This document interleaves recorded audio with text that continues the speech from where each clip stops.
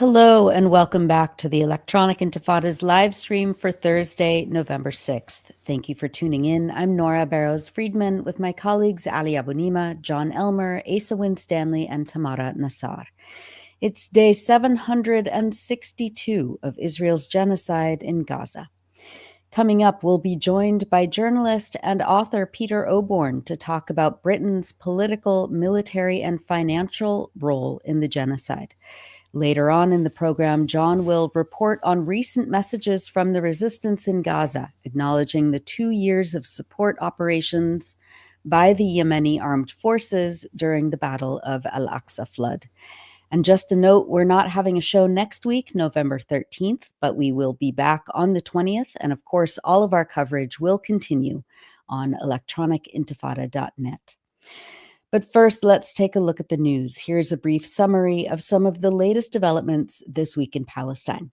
In Gaza, Israel has continued to routinely kill and injure Palestinians in spite of the October 10th ceasefire, while desperately needed humanitarian aid, including shelter materials, medicine, basic food items, and supplies for infrastructure repair remain blocked, and as most of the crossings remain closed. On Wednesday, Israel killed 2 Palestinians in separate incidents, claiming that they had crossed the so-called yellow line where the Israeli army maintains control. Al Jazeera reported that little information has been given about the location of this line, and it is still being physically marked on the ground, presenting another deadly hazard for Palestinians.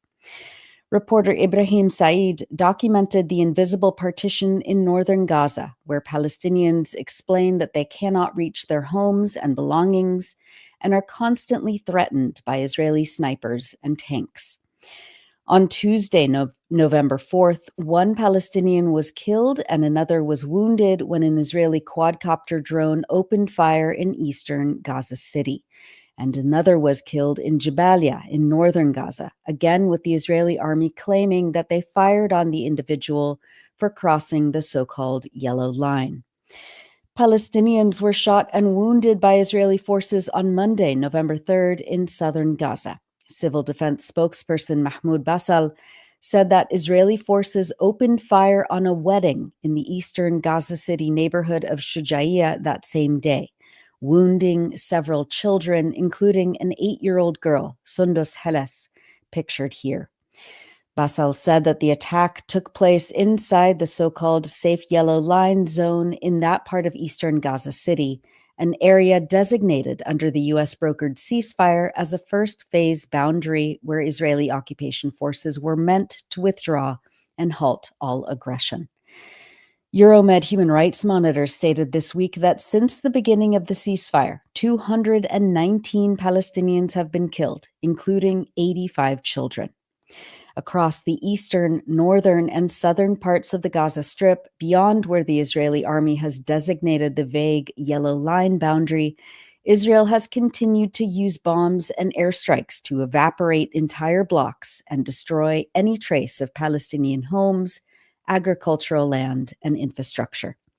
Euromed said that these actions, quote, suggest Israel is consolidating a new reality, allowing itself to conduct continuous military operations in areas it controls, covering roughly 50% of Gaza, while removing these areas from the ceasefire framework without engaging in combat operations aimed solely at destruction or eliminating future livelihoods.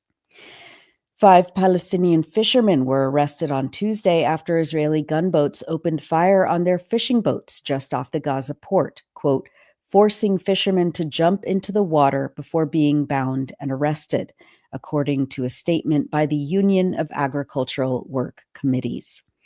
Israel continues to ban Palestinians from fishing despite the ceasefire agreement. Palestinian bodies that were returned to Gaza by Israel this week were so badly decomposed that they were difficult to identify, according to a Gaza Health Ministry official who spoke to Al Jazeera on Wednesday.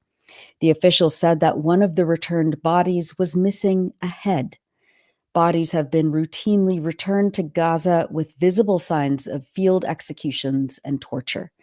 Health officials say efforts to identify the remains have also been hindered because Israel is not allowing DNA testing equipment into Gaza, Al Jazeera noted.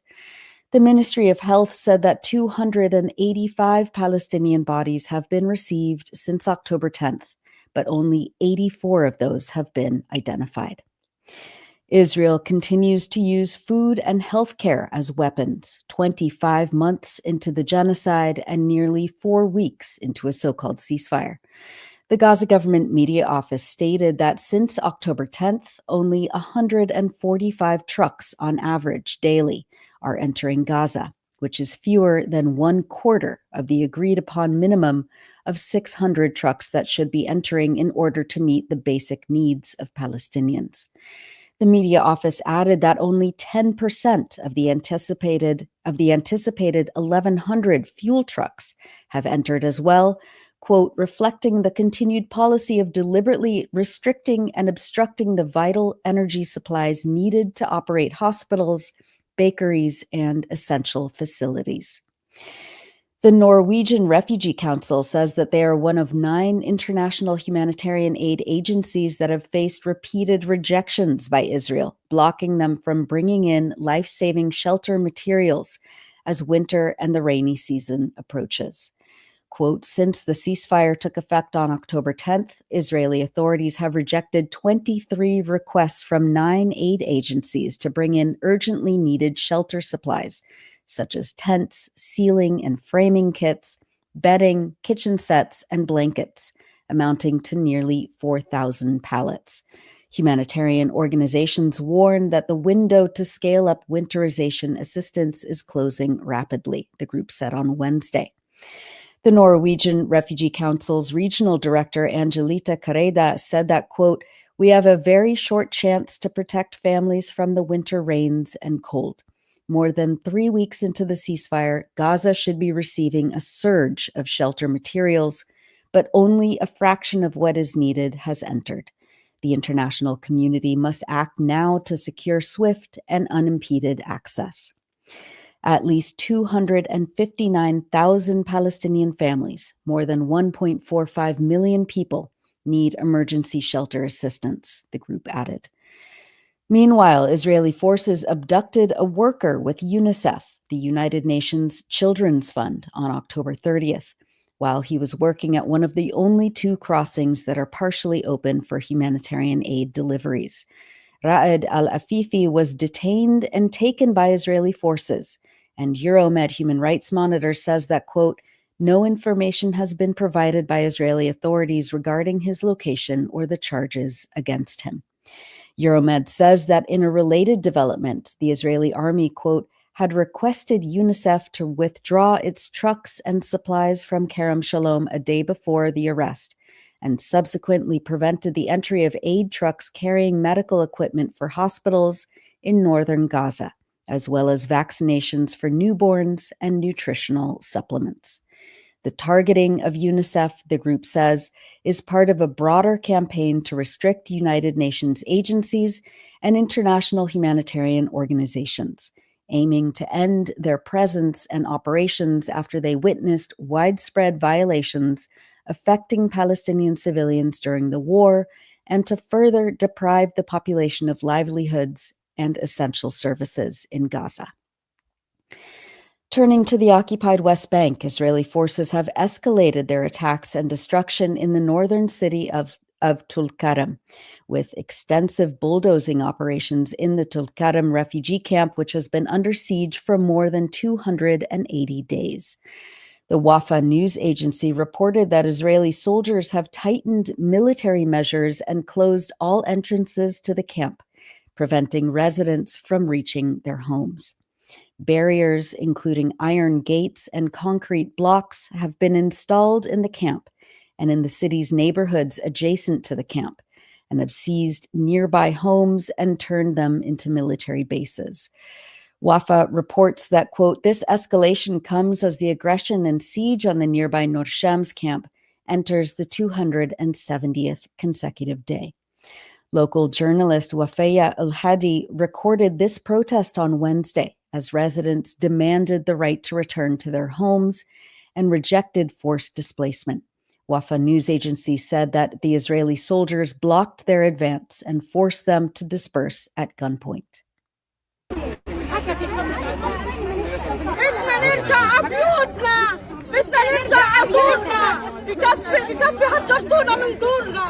احنا لازم نرجع، لازم ترجعونا على دورنا، إلنا 10 شهور طالعين من دورنا، لازم نرجع، خلص بكفي، هجرتونا تهجير قسري انتو، 10 شهور احنا طالعين من دورنا، فبدنا نرجع، خلص بكفي.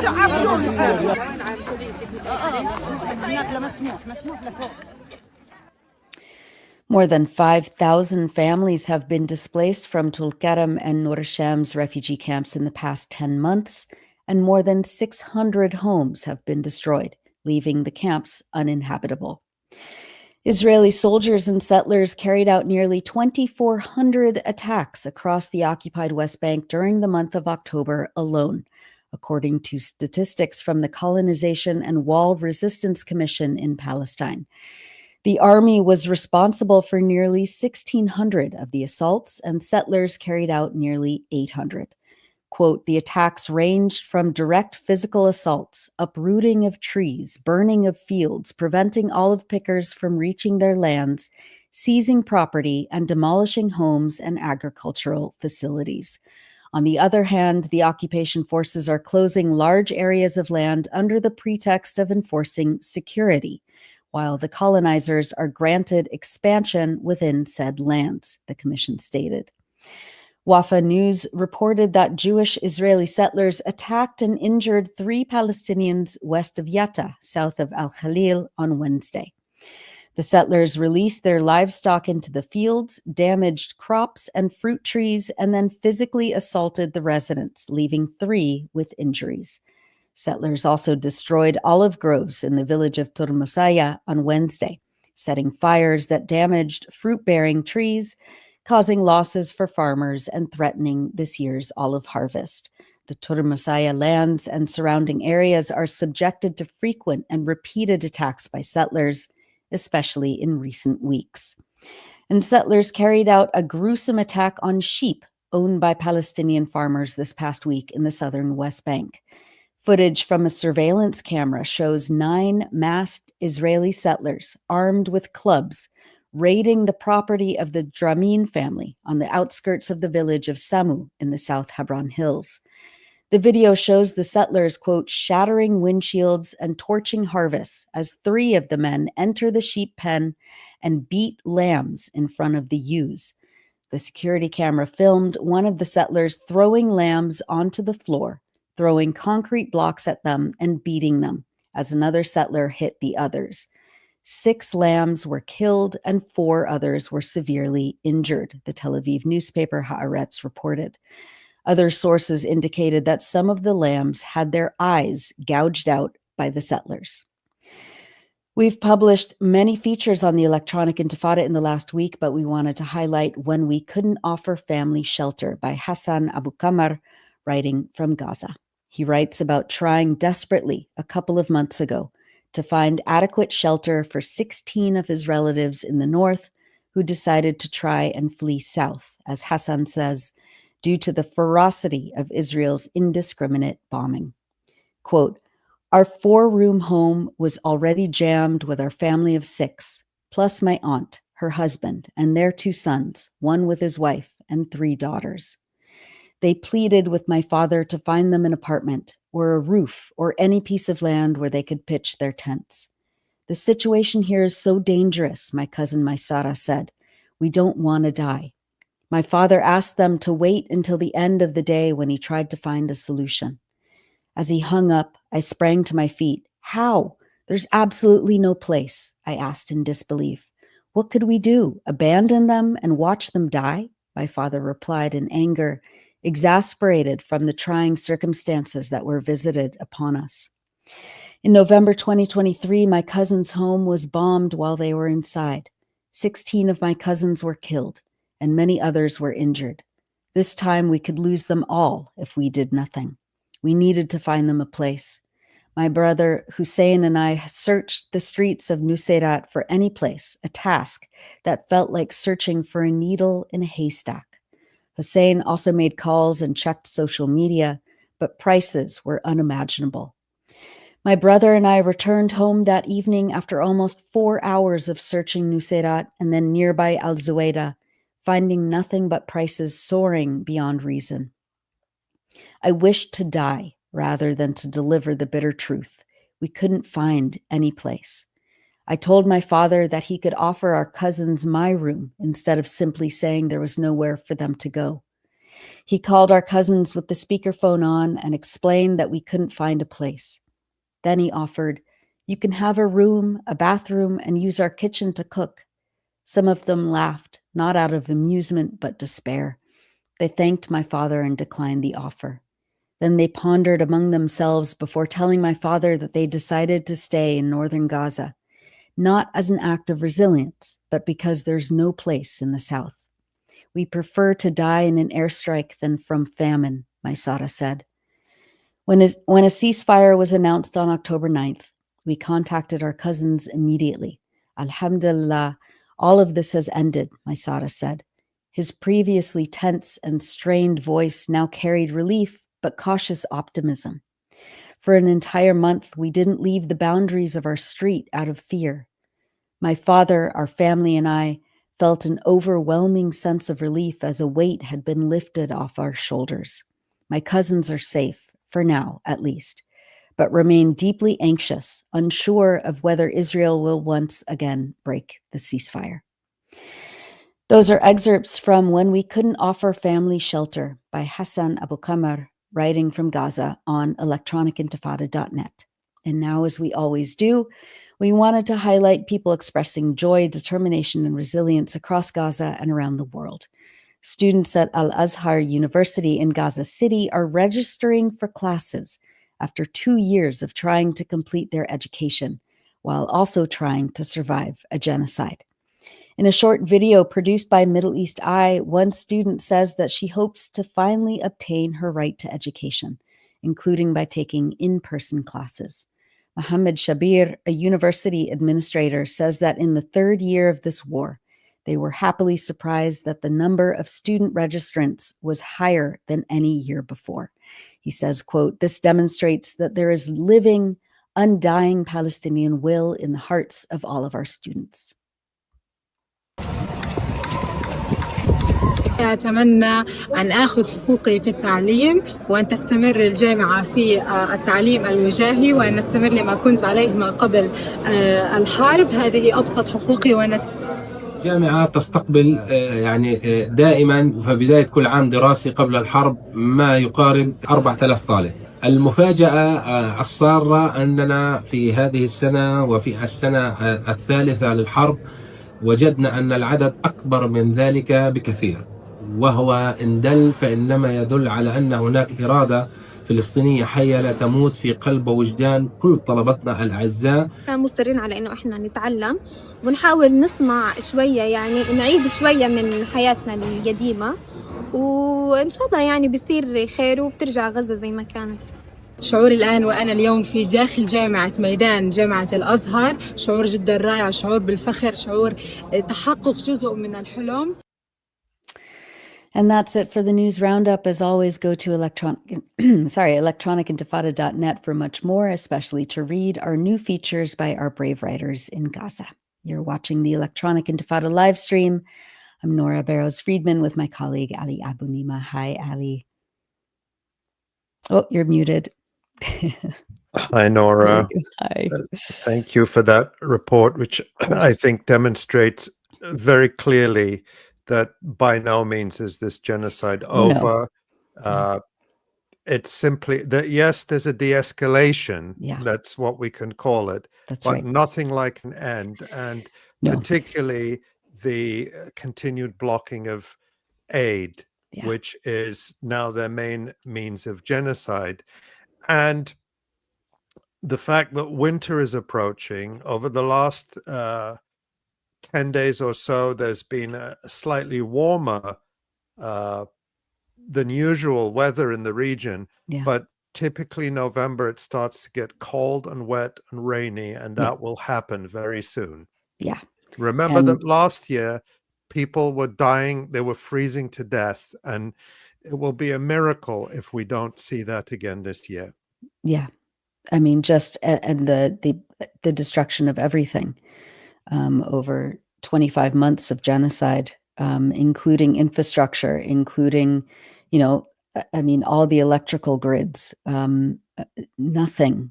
People have nothing. There's no drainage. People are living on top of piles of rubble.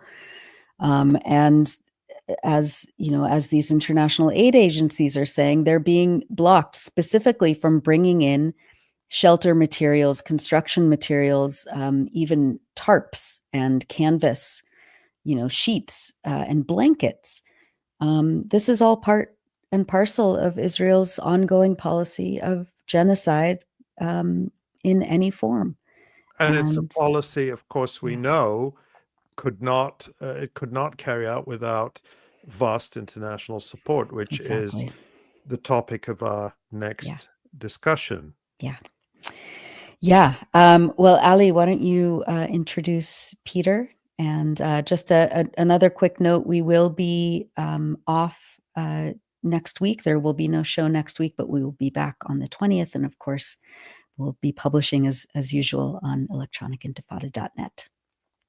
Great. Thanks, Nora. And just a reminder that you are watching and listening to the Electronic Intifada live stream. I'm Ali Abu Ni'mah here with my colleague Nora Barrows-Friedman. And joining us today is the journalist and author Peter Oborne. He is associate editor of Middle East Eye and a columnist for Declassified UK. He's previously worked for The Spectator, The Daily Mail, The Daily Telegraph, and others. And his books include 2 Sunday Times bestsellers, The Assault on Truth and The Fate of Abraham, Why the West is Wrong About Islam. His new book, which has just come out, is called Complicit, Britain's Role in the Destruction of Gaza. And in it, Peter writes, a full reckoning with Britain's culpability for the destruction of Gaza requires an assessment of the failing institutions that misgovern British public life. The dishonesty of the media, the moral bankruptcy of the foreign policy establishment, growing domestic authoritarianism, the corruption of parliament, and the collapse of a party system increasingly manipulated by special interests and the super rich. It sounds like Peter could be describing any of a number of countries that many of us live in, but we're going to talk about all of this now with him. Peter, it's a pleasure to welcome you to the Electronic Intifada live stream. It's a great privilege to appear on Electronic Intifada. Thank you for inviting me. Thank you. Thanks for coming. I've been a long-time reader of your work, and you're one of the few voices in what we might call British mainstream media who've taken on this issue with such consistency. So let me take this opportunity to thank you for that, Peter. And in your book, you explain how really united all of Britain's main political parties are, including the right-wing Reform Party, which is now leading in many polls. They've been united in support for Israel's genocide in Gaza. Rishi Sunak, the Conservative Prime Minister, on October 7th, 2023, visited soon after those events, offering support for the Israeli government. Yet, as you write in the book, you write, even before his arrival, he'd sent the message to Israeli Prime Minister Benjamin Netanyahu that Israel could rely on Britain's unequivocal support. This amounted to carte blanche for the Israeli authorities to commit, with Britain's blessing, whatever crimes they wanted. Britain had already deployed a Royal Navy task force to the Eastern Mediterranean, including a company of Royal Marines, 2 ships and 3 helicopters. British surveillance aircraft also began to patrol the region. And Keir Starmer, then the leader of the opposition, of course, now the prime minister, was also in lockstep with Israel, infamously saying, quote, I think Israel does have the right, when asked by a radio journalist if it was appropriate for Israel to cut off power and water to Gaza. There are many other examples I could give, But what are your thoughts on why the British political establishment has been so important to Israel, and what led to you? What led to you to write specifically about British complicity? What makes that so notable?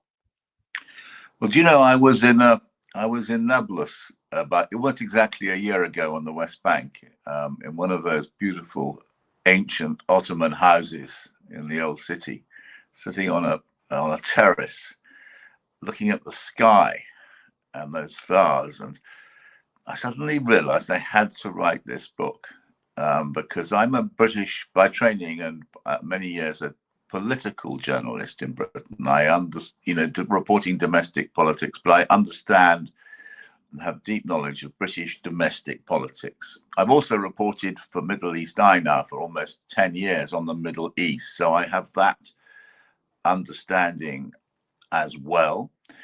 I've also written 2 books about political lying, both under Tony Blair in New Labour at the time of the Iraq War, and also I've also wrote one about Boris Johnson when he was the Conservative Prime Minister, and I've also presented a film for Dispatches in Channel 4 on the pro-Israel lobby in this country. And I realized putting all those 4 things together gave me an understanding, which gave me actually almost, I felt, a duty to write the book, because I felt that I could bring together the politics, the foreign policy, and of course the deceit, which has been a major part of the whole story. And Peter, just before we came on air, we're going to talk later in the program more about Zohran Mamdani. But before we came on air, you made a comment about Zohran Mamdani. You said if he were in the UK, he would likely have been expelled from the Labour Party. I just wanted to bring that up and ask you to comment on it. Yes, it's very interesting, this, because we're now having in Britain, where the Labour government is the government here, takes a very pro-Israel position, and also generally right-wing and anti-Muslim in a particular. It doctrinally goes after Muslims, and I saw some of our ministers celebrating Mamdani, but the fact is that, so this is offensive, because if you study the history of the last few years here in Britain, I'm sure most of your viewers haven't done that, but if you do, you know that Mamdani would have been expelled from Labour had he been a progressive Labour politician. And so Labour can't learn any lessons. The Labour government, which is rotting in the polls, collapsing in the polls in Britain, facing political crisis, because it's turned its back on the progressive element of British voters repeatedly. And so Mamdani would have been running against them, the Labour Party, in the same way, if he was British, in the same way, of course, in the States, he's been running against the bankrupt liberal democratic establishment. Well, let's get into your assessment of the vast support of the UK to Israel, especially in the last 2 years. In your book, you get into the figures. You detail the long-term British military support for Israel long before, of course, October 7th, 2023. Excuse me, you write, the UK licensed arms sales to Israel worth £488 million, approximately $600 million, between April 2015 and September 2023. This sum includes technology for military radars, components for targeting equipment, and components for military aircraft. But as you explain, this figure is an underestimate. Lay out for us how you put together this research, what your assessment is, and what it says about the UK's military support. Yeah, I put together the research, and it was not my research. I should absolutely say that. I was relying but not on the British mainstream media either, which have been negligent in exposing or just explaining this very important area. I was drawing on the website Declassified in London, who've done phenomenal work.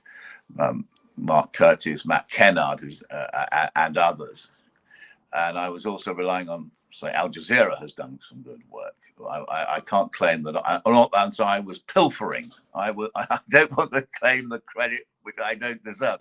But the very important point is that this work, the exposures of, and let's go through what they were, the nature of the arms sales by Britain, the fact that they continued, even though Israel has been committing one war crime after another, and therefore they actually selling arms to Israel by the British government, both the Conservatives and later Labour is in breach, in my view, very heavily in breach of British law, which says you shouldn't sell arms to a country which is breaking international humanitarian law, which is the polite term for atrocities. And so that's one element of it. Then we have the other element, of course, the British military base in Cyprus, which is from where these surveillance flights have been going day after day after day. Doing what? We're not exactly certain what exactly they say. They're looking for hostages, but that's incredible. What have they been really doing? What have they been supplying intelligence to Israel? Then I looked at the diplomatic support given by Britain to Israel, blocking of the early, helping to block the early ceasefire resolutions, which at a time early on when the assault was on civilians was disgusting. It was, hundreds of people were being killed every day. Civilian infrastructure targeted. 5,000 people were dead by the end of the month. I mean, it was by January, just 3 months out of 20,000. As you all know, whole families being wiped out. Carnage, and Britain was British government was blocking a ceasefire. These are various ways. There's other things we should talk about, the military cooperation and so on, but that is Britain's complicity. That is part of Britain's complicity in what most scholars and experts now regard as a genocide. And of course, the political cover. I mean, yes, Palestine for the last 100 years since the Balfour Declaration, of course, has been carved up, just as other parts of West Asia have been carved up by the British Empire. How do you see the foundations of the Zionist colonization of Palestine and the responsibility that the UK and Britain still holds in terms of laying the groundwork for the complete destruction of Palestinian land? Well, the Balfour Declaration 108 years ago, Britain gave Palestine to the Zionist movement, and then administered the sort of the arrival of Jews into Palestine during the Mandate period, and then were basically driven out of Palestine by Jewish terrorists. Just after World War II. But we do bear a very heavy responsibility, because we did give, even the Balfour Declaration gave a guarantee of a promise of civil rights to Palestinians, and so we have that responsibility. And for many decades after World War II, in many ways, we actually honored that responsibility. I examined the conduct of post-war British governments, Labour and the Conservatives, and Britain was ready to really censure and punish successive Israeli governments for when they committed atrocities.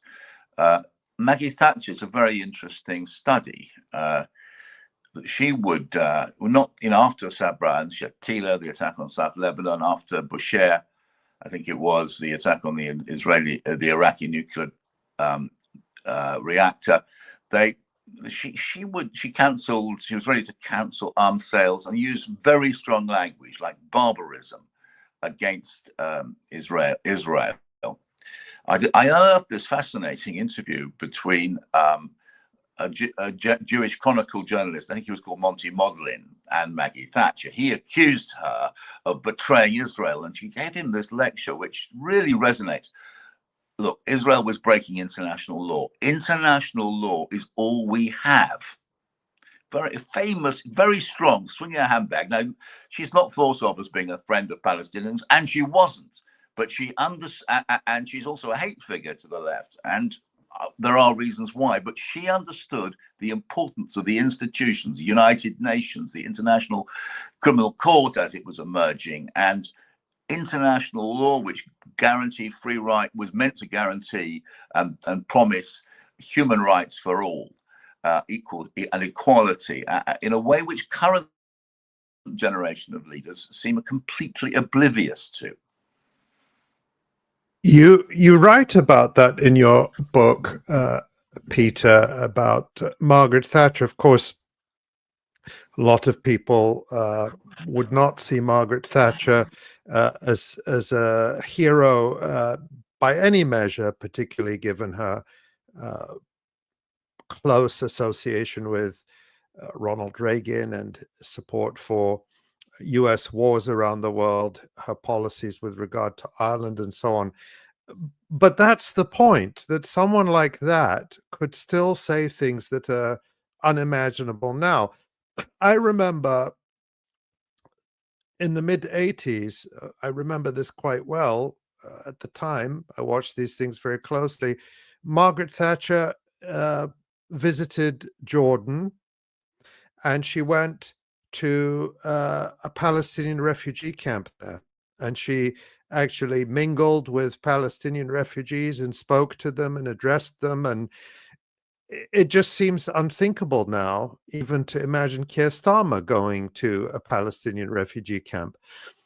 What do you think explains this shift? I mean, I know that that's what your book is about, but what do you think explains this complete collapse of any sort of moral compass or fiber across the British political spectrum? And even on the left, you used to have figures like Tony Benn. Where are the Tony Benns today? Right. Well, first answer about the Tony Benns, they've been expelled from the Labour Party. Simple as that. Anybody of that kind of, as I was saying earlier, Mamdani would have gone. He'd have been out of the Labour Party. By the way, it stretched even into the age of John Major, who succeeded Thatcher as Prime Minister. I remember going with John Major as a part of the press corps to Gaza with him when he met Yasser Arafat in, I think, 1995, in that hopeful moment in Israeli politics.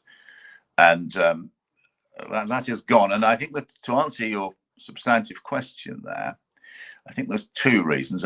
One is the rise of neoconservatism in the States, the ending of the United States as a claimant to be part of the rules-based international world order, and replacement by a view that there's good people, there's goodies and baddies, and I'm afraid that Palestinians in that framing are baddies. It's a lack of understanding of how the world is, and an abandonment of human decency as well. And this rise of the neocons happened with the arrival of Tony Blair, who repudiated that magnificent legacy he'd received from Benn and others, turned on the left. In that way makes him the prototype for the current Labour Prime Minister, and took this policy that we have to be at all times in lockstep with the global hegemon, the United States of America. And that led to the calamity of the Iraq war and the illegal invasion of another country, leading to complete chaos, carnage, and 1 million deaths. At the same time, less important than this doctrine that Britain must do whatever America wants, whatever much of a cesspit it turns us into in terms of our moral status. The pro-Israel lobby, as I have a chapter on that in Britain, was very effective in forming alliances across the main political parties, getting its point of view across, and the Palestinians were just unable to compete with that. They simply, as I demonstrate in the book again and again, just weren't heard at Westminster. So, I mean, at this point, I remember when British politics used to be interesting. I used to follow it closely, partly because of what I studied in university. This is debatable, but it seemed to matter which party was in power, or at least it seemed to matter to a lot of people. Does it really matter anymore? I mean, people vote, and there is no shift from Rishi Sunak to Keir Starmer, and at least in terms of this particular issue, which is a concern of a major part of the British electorate. You can't vote against genocide in the UK. You can't get an anti-genocide government by voting in the UK. Is that a fair proposition? Well, it's not just that you can't vote against genocide. You can't actually mention it. It's banned as a term on the mainstream media, but also the Labour Party. I mean, you can't use that word. And so it is actually wider than Gaza. It's true of economic analysis and economic policy. There is, and one thing I want to add to this coalition, it doesn't just embrace Labour, which of course, which is supposed to be, or historically was, the party of the working classes. It doesn't just embrace the Tories. It also embraces the reform, the emergent far-right movement, and it embraces the far-right, which I think is not often mentioned enough. Tommy Robinson and his racist thugs, they're very much as part of the same foreign policy analysis as Rishi Sunak or Sir Keir Starmer. And of course, we saw Tommy Robinson go to... He's the leader of the so-called English Defence League. Sort of a far-right agitator. A far-right agitator. He actually went to... I cannot tell you how shocking and appalling this was. He went to Israel just a couple of weeks ago as the guest of the Israeli government. It's quite an astonishing thing. I mean, Mr. But he does share, and he has been a very powerful advocate for Netanyahu and Ben Gvir and Smotrich and co. Ever since October the 7th. And of course, included in those assets is the media class in the UK, which has been providing political and propaganda cover for the Israeli government for a long time, of course, but kind of more consolidated and enhanced over the last 2 years. Your book also examines the complicity of British journalists with the genocide. You give an example in chapter 2. In January of 2024, 24 Israeli soldiers were killed in combat with Palestinian fighters in Gaza. The British media overwhelmingly took the side of Israel, of course, focusing on those deaths and mostly ignored the killings of Palestinian civilians by Israel in Gaza. You write, quote, "On the same day, almost 200 Palestinians were killed in Gaza. There were no headlines for these deaths. At most, they were noted in passing as part of daily roundup of events. Media professor Des Freeman found that media outlets used the phrase deadliest day 856 times between October 7th, 2023 and January 25th, 2024. Not one of those usages referred directly to evidence of Palestinian deaths. And you aptly summarize the performance of the UK media as so. British TV and radio studios are chock full of loudmouth presenters with big salaries but negligible understanding. Experts who have mastered the history of the Israel-Palestine dispute tend to be excluded from public discussion. What sort of experts have been excluded from that discourse, and what impact do you think that this coverage has had?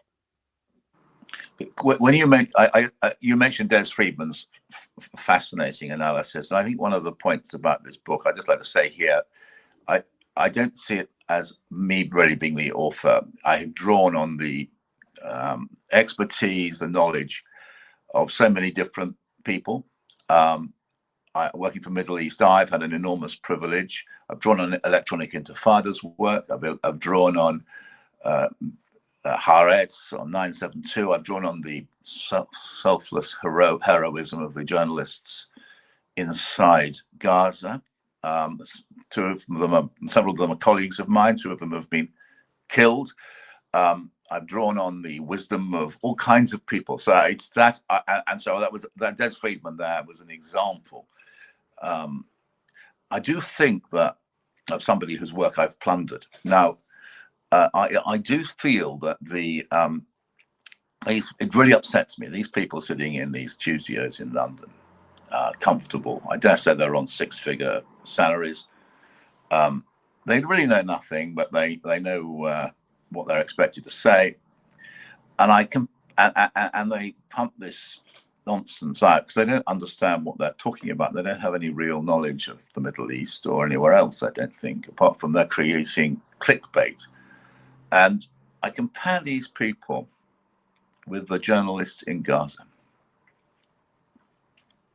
They're not getting paid anything, I shouldn't think, hardly anything.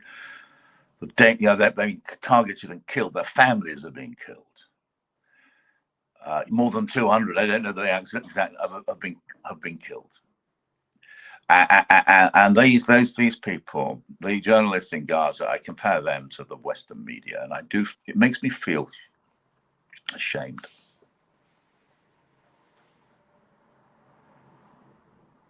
I mean, obviously we see that here in the States as well, across the West. Those who are, platformed and given these enormous salaries are being put there because they have no actual historical analysis or political principle. They're there to parrot the State Department or the Foreign Office or, whatever politician is calling the shots. And that's what the West calls journalism. And yeah, you're right. The Palestinian journalists in Gaza are openly hunted. They are smeared and attacked. I'm just thinking about CNN's Christian Amanpour, who said over and over again over the past, year and a half or so, there are no journalists in Gaza.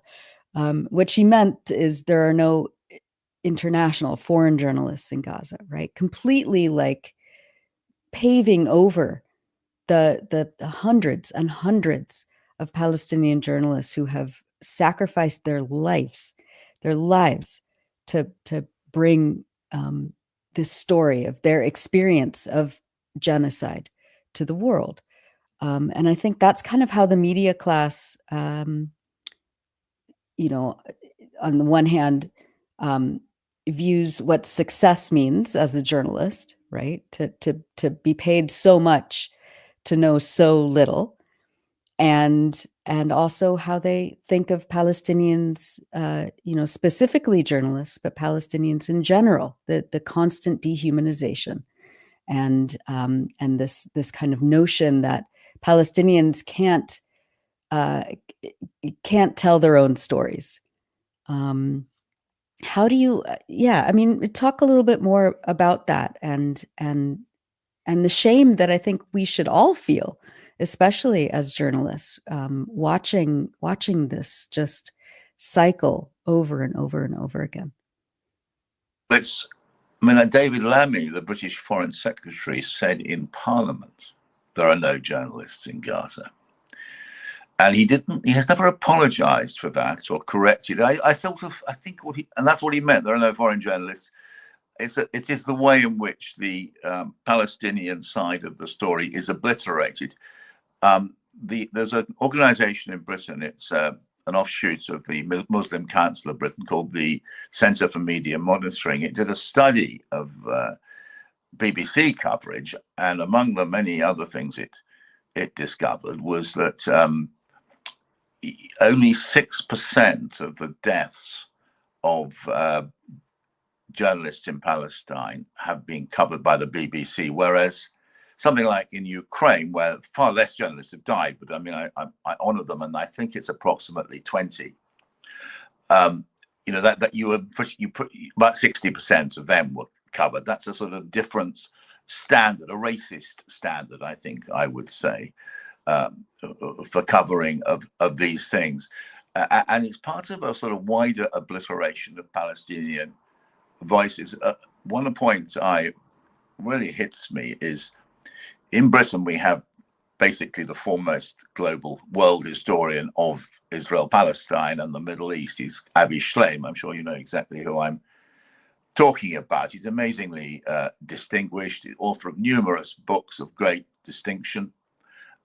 He's Jewish. He takes he's extraordinarily learned.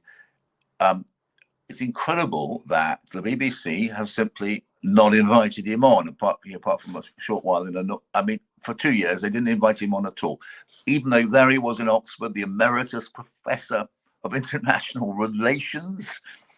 Ilan Pappé is another case in point. There he is, a enormously respected scholar. There he is in Exeter University. Again, the BBC won't have him on. And so these pro-Palestinian, and he's Jewish too. I think he's an Israeli citizen. I think both of them served in the IDF. You'd have thought these were the most qualified people in the world to come on to British mainstream media, but of course and talk about the events of the last 2 years, but they're not invited on. And you can only assume that this is because they are anti-Palestinian. I mean, sorry, they are critics of the Israeli state. Yeah, it's been, I would say, similar in the United States to the extent that any of us even watch mainstream coverage anymore. Although I'd say the BBC, I think, still plays a more dominant role in the UK than any one particular outlet does in the UK. And of course, it's supposed to be a public broadcaster that adheres to standards of impartiality, and we know that is anything but the case. Peter, I want to sort of pan out a little bit. Your book, Complicit, Britain's Role in the Destruction of Gaza, obviously focuses on the UK. But if we think about it, the phenomena you describe are really common across the West. With very few exceptions, all the governments of the West, all the governments aligned with the United States, have behaved pretty much the same way. Yes, there have been some signs of dissent from countries like Spain and Belgium. It's arguable how much that has added up to in reality. How much does your analysis apply to other countries, and what do you think explains this broad Western complicity in this genocide and this sort of across-the-board support for Israel? You alluded a little bit already to the rise of neoconservatism, but what are your thoughts about this if you think about it across a much broader geographical area? I'm not an expert on the rest of Europe, but we've seen the disastrous position taken by the European Union, in where the most powerful state, beyond doubt, is Germany, which is still lacerated by its shame for the Holocaust, and very understandably so. And I can understand why it feels somehow it has an obligation to the Jewish state. I think that's specific to Germany, but also to the entire West as well, because I mean, anti-Semitism has been a poison in the West for more than in Europe, including Britain, for more than 1,000 years. And it's I think there is a deep sense of obligation to Israel for that reason.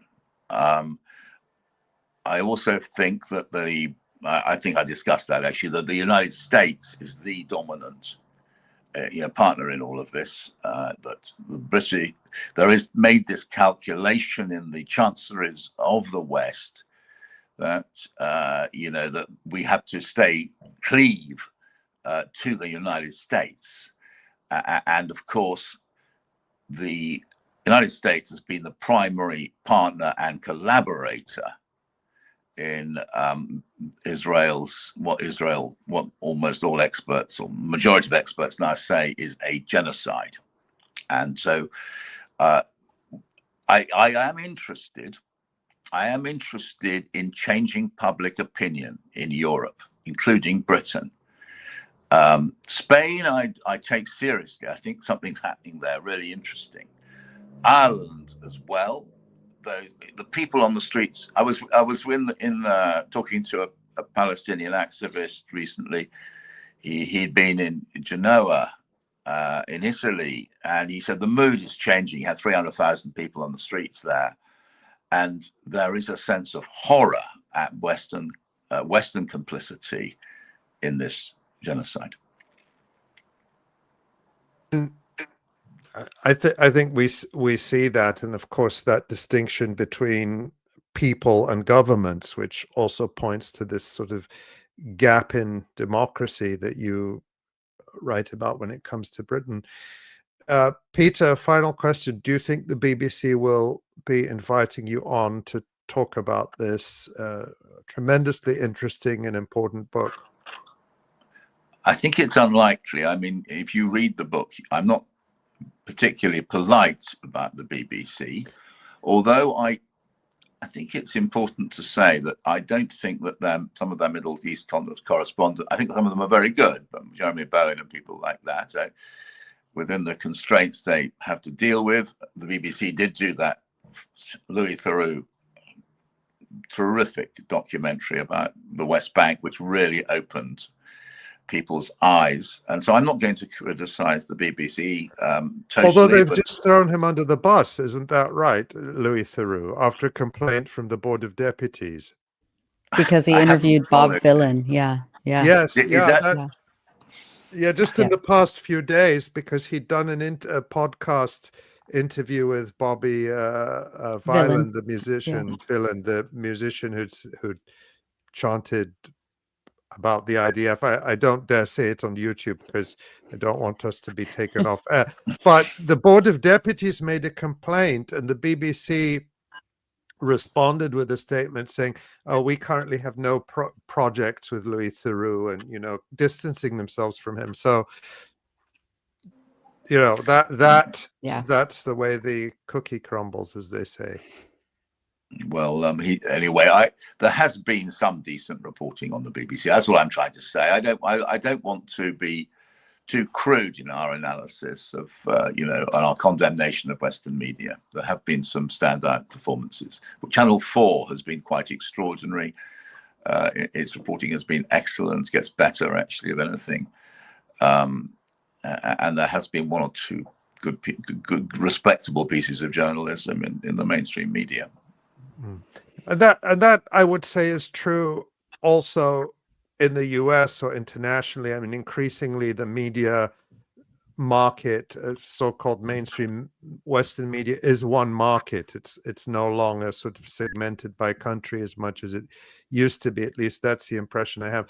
And there are always exceptions, but I think what your book does so well, and I haven't read the whole thing, but the sections I did read focused on the media, and I found that analysis to be really damning of the BBC and other outlets in terms of the overall patterns and picture that you point out. But I think it's fair to say there are always exceptions. Sadly, they tend to prove the rule that on the whole, the coverage has been pretty awful. Peter, this is a really fascinating and interesting book. I hope lots of people will read it. I hope that you will have lots of opportunities to talk about it and to educate people and raise awareness, and to keep the issue of Gaza and the genocide and Palestine more generally in the limelight.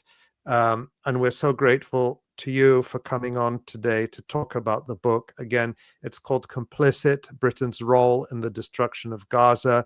It is out now.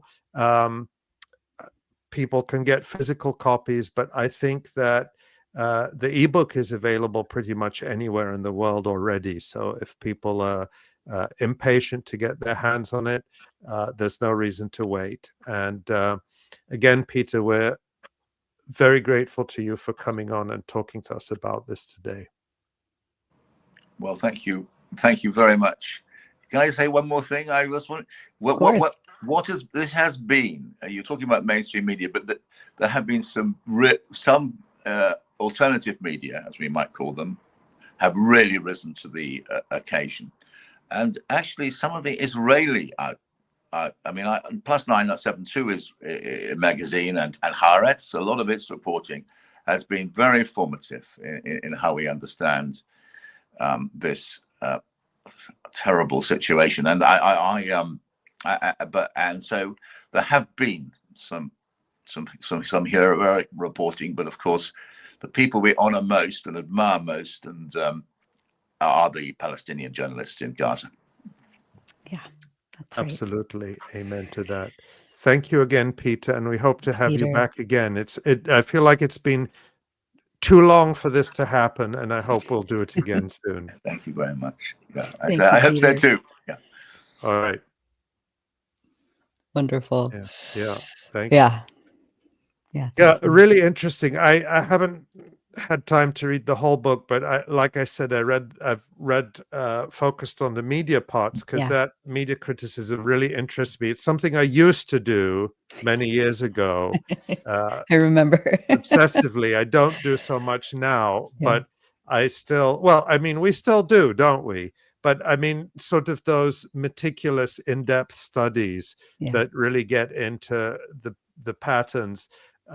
I find really fascinating, and there's much more in this book that I'm looking forward to read. So we're very grateful we had a chance to talk to Peter. Yes. Wonderful. Well, there's still a lot to come.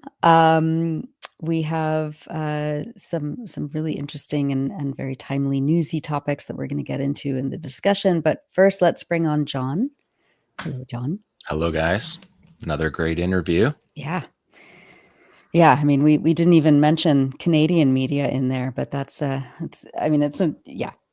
junior partner, as they say, to the US and the UK. Yeah, I mean, the Canadian media was just absent. They weren't even like interesting because they were pro-Israel, or they're just, I mean, they always are, but they just kind of pretend like it's not there. Yeah. But also, like the BBC, they corrected anybody that came on and said the word genocide, even if they were people who directly experienced it, which was, I think, something that will carry out beyond this period. Because I'm a close media watcher, and I've never heard that kind of stepping on a guest when they say a word like that. It's Wasn't there even a mandate in the CBC to take Palestine out of any? Oh yeah, you can't say vocabulary. Yeah, you can't even say Palestine. I think that's Amazing. That spreads across a lot of media. Yeah. Yeah. Cowards. Yep. Well-paid cowards. Jon, give us a sense of what you're going to be talking about. I wanted to bring in some of the way the groups communicate with each other on the support fronts, and that's something that I've covered throughout this battle. I think it's been an important part of the battle that will go down in history. And there was a few incidents of sharing of media between the two groups. I focus mostly on Yemen, but it's all the groups. Hezbollah, Iran, even the Iraqi resistance for a significant period played a role in support operations for Gaza. And they just stand in stark contrast to the rest of the world, who did nothing and was too cowardly to even speak out, let alone remain so. Let alone launch ballistic missiles at Tel Aviv airport. So. Right. Well, on that note, go ahead, Ali. Take it away, Jon. All right. So you are watching and listening to the Electronic Intifada. I am Jon Elmer. This is the Resistance Report for day 762, and it's day 28 of the ceasefire, such as it is. This word ceasefire, I mean, we're using it because there's not a lot of other words to use, but of course it's definitely not a ceasefire. There have been 190 ceasefire violations by the Israelis since October 11th, 240 people killed, at least 80 of them children, 607 injuries. So those kind of tallies, if you were to put them on the Israeli side, would be, the United Nations Security Council would be meeting to talk about it. But when it happens in Gaza, it's just a sidebar. The bodies of 22 Israeli captives have been exchanged. 6 captives remain in Gaza. 270 Palestinian bodies have returned, and only 78 of the 270 have been identified because of the condition of their bodies, the torture, the way that Israel tortured and killed them, but then how they left them after they were dead makes it nearly impossible for people to identify in Gaza. You can hear reports of families trying to do that. The Ministry of Health is setting up tents that are showing media of the decomposing bodies, hoping that somebody in Gaza recognizes their family member by their teeth or by some kind of feature in their skulls. Just really grim, the reality of that, which of course doesn't get covered in the Western media either. The 𝐤𝐿 Brigades released a video yesterday showing how they handle the bodies of soldiers. They're ID'd. They were buried and handled respectfully. The bodies were of captured Israeli soldiers, and the juxtaposition between the way that 𝐤𝐿 treated the bodies and the Israelis really is stark. The bodies from Israel are so mangled and disfigured that, like I said, identification is impossible. The military used an incident last week where 𝐤𝐿 reburied an Israeli captive, and Israeli drone surveillance saw them rebury them. And the 𝐤𝐿 Brigade spoke out about that and said that that this was a deception because in the 2 previous handovers, Israel had targeted the site of the handover, added it to their target bank, and hit and bombed them, such as a ceasefire, an Israeli-style ceasefire. So for the 3rd handover, 𝐤𝐿 reburied the soldier in a different spot to show that the Israelis were doing this. The Israelis kicked up a fuss about it, and it was one of several reasons that that was the pretext used to then again bomb Gaza overnight, killing more than 100 people a week and a half ago. Half of them were children sleeping at home in their beds, and a number of them were resistance figures who were involved in the handovers. I've said this going back to November 2023, that the handover of the bodies, this point of the ceasefire, is very dangerous for the resistance. And it's the reason why in the negotiated deals, all the way since October 2023, the deal was that there would be no overflight by Israeli surveillance as the handover of the bodies were happening. And Israel reneged on that part of the agreement as well. So the 𝐓𝐿 video showed the deception, but it also showed the way that they handle the bodies. It showed them digging up the bodies. It showed them putting them into a body bag. It showed them marking their names on the body bags with their ID numbers, just all things that the Israelis wouldn't do. And at the end of the video, 𝐓𝐿 said basically, you don't understand Israel and its ways, doesn't understand how we treat prisoners, how we treat the bodies of captives. It has no understanding of that because it's such a brutal society. And it was an interesting point. I don't think we can show the video on this program, so I wanted to just give you a highlight. Indeed, the IDF continues to operate on the eastern side of the yellow line, posting videos of their accomplishments, proud to be still carrying out destruction of tunnels, and houses, whole neighborhoods that are on the eastern side of the yellow line, which was not what was agreed to in the ceasefire. Bulldozers, tunnel demolitions, excavators. Basically, the Israeli military is treating this like it's Gideon's chariots on the other side of the yellow line. And they are reshaping Gaza as they're doing this, apparently with full backing of the United States Central Command, who is the monitor, so-called, of this ceasefire, but apparently with the support of Turkey, Qatar, and Egypt as well. So these parts of the ceasefire definitely need to be addressed. We will track these in the coming weeks, as we have in the past 4 weeks. But today we're going to look at some recent messages between the resistance in Gaza, and particularly the Yemeni armed forces, who for 2 years have executed a successful naval blockade of Israel, along with the delivery of hundreds of ballistic missiles, hundreds more drones, operations in support of Gaza. So 𝐓𝐡𝐞 𝐄𝐿 this week released a video. We can go to that now. Number one, we're seeing here. This is a message from 𝐓𝐡𝐞 𝐄𝐿 to the effectively to the axis of resistance. That is the head on the screen right now that you're seeing, Secretary General of Islamic Jihad, Ziad Nakala. That is the Palestine 2 ballistic missile. That's the Iraqi drones. That's the sniper units working with 𝐓𝐿 in the Gaza Strip. There you see the launch of IRGC missiles during True Promise. That's the drones launched. And then the street-to-street battles that 𝐓𝐡𝐞 and the 𝐓𝐿 brigades carried out together. So it was just an opportunity to send solidarity. There's Hezbollah and there's the Iranians again during True Promise. Well, I'll go back to a couple of these and we'll watch it again because there's a voiceover I want to give you. But these are scenes that I've shown you on this program for the last 2 years. And the group's communications throughout the battle has been something really interesting. And we always bring it to attention because it's been an important part. Maybe we could loop that one more time tomorrow because I want to give the voiceover. So what you see is Ziad Nakala there giving a speech, and he says, "I extend my greetings to our great people, to our brothers who stood with us as fighters and supporters in Lebanon, Yemen, Iraq, and Gaza, as well as to our brothers in the Islamic Republic of Iran for their historic and distinguished role in supporting the Palestinian people and their resistance.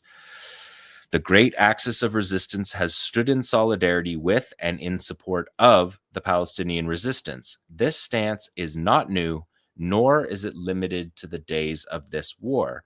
God willing, we will move from one victory to another, no matter how long this war lasts." So that was Ziad Nakala. He is the Secretary General of the Islamic Jihad movement. He's also the founder of 𝐓𝐡𝐞 𝐄𝐿. He founded it in Gaza before the first Intifada. That was Ziad Nakala's role. He's now in exile. But you can see the fighters on the streets, 𝐓𝐡𝐞 fighters operating hand in glove with the 𝐓𝐿 brigades. So look at a couple of stills. Number two I'll show you is there you see the armbands of the 𝐓𝐿 brigades and the fighters of a sniper team, putting both the armbands of 𝐓𝐡𝐞 𝐄𝐿 and the 𝐓𝐿 brigades with this 𝐓𝐡𝐞 sniper operation that we were seeing. So he was saying our brothers both in Gaza and outside of Gaza. And this photo of this operation was showing those sniper teams. And again, we saw these joint operations that are a core part of the resistance, and we saw them all through the war, right from the first days. 𝐓𝐡𝐞 𝐄𝐥𝐞𝐿 was on the ground on October 7th before any other group. They were part of the original raid in the morning. So just to see them throughout the war has been part of something we've covered on this show and people are familiar with. If you look at the next one, we just saw the Palestine 2 ballistic missile, and this is with the 𝐓𝐡𝐞 warhead, and that warhead is a 250 kilo to 500 kilo warhead. That missile travels at hypersonic speed, 20,000 kilometers an hour, covers the distance between Yemen and Gaza, 2,150 kilometer range, and they struck deep into Israeli territory. They were targeting airports as part of an air blockade when the escalation in Gaza after the ceasefire in January happened.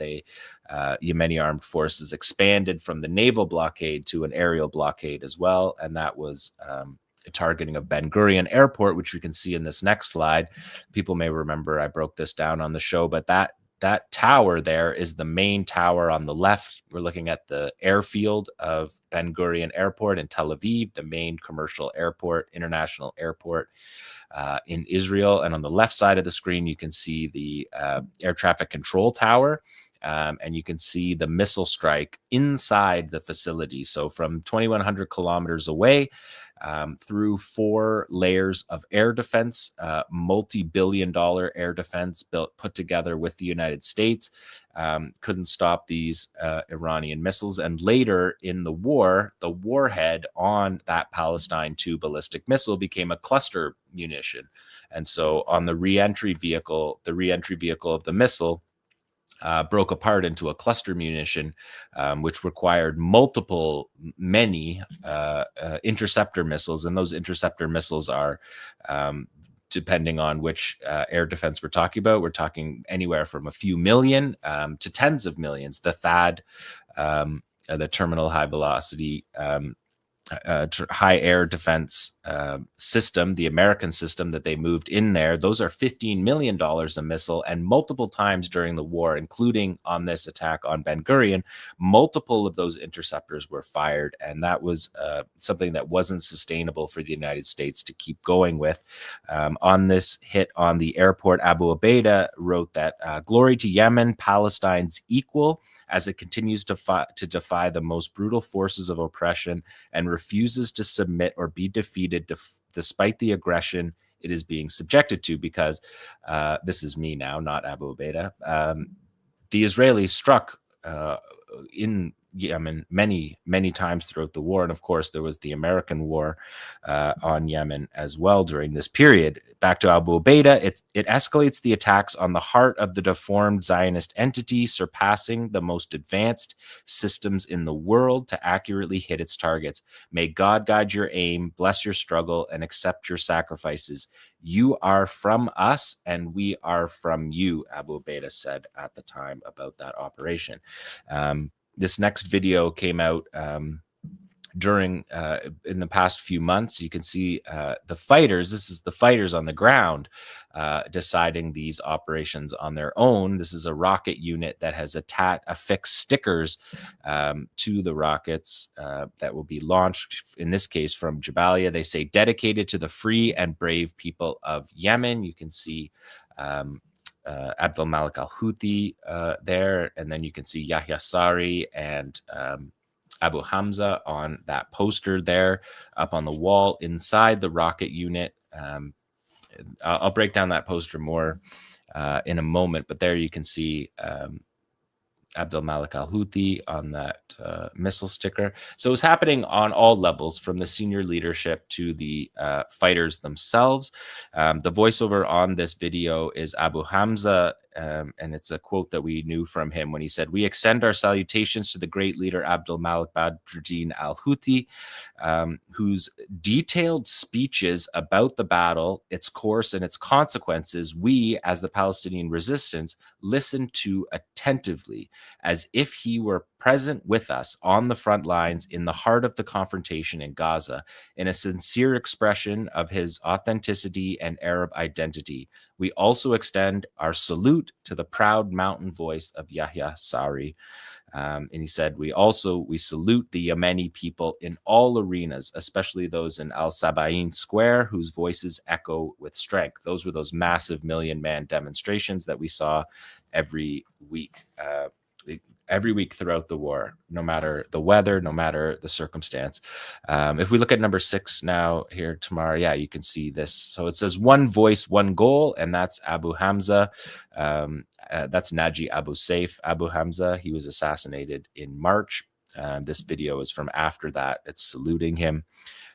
In response to seeing this video that was published in the spring, Abdul Malik al-Houthi said, in response to Saraya al-Quds' message, he said, in response to the message from the fighters in Saraya al-Quds, we convey, on behalf of ourselves, our people, and our fellow fighters from the armed forces, abundant greetings. We ask Allah to grant them and all the fighters in the Gaza Strip support, victory, and steadfastness. So the dialogue was happening in 2 ways all throughout the war, and that was important to note. And just the other day, the PFLP put out a poster that we can go to here that says, this is from the Popular Front for the Liberation of Palestine through the Abu Ali Mustafa brigades.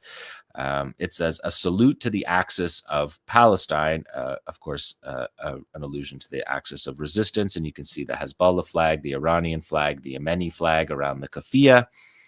These kind of posters published throughout the war. I just wanted to bring those to your attention that have come in the last couple of weeks. They also did this throughout the war. In this next slide, you can see it's a martyr poster for the Yemeni Armed Forces Chief of Staff, Major General Mohammed al-Ghamari, who was assassinated in August. He has been the chief of staff of the Yemeni Armed Forces since 2016. He was key in the development of the organization and the military capabilities and the military manufacturing as well. And of course, endured the U.S. Saudi-backed war in that time.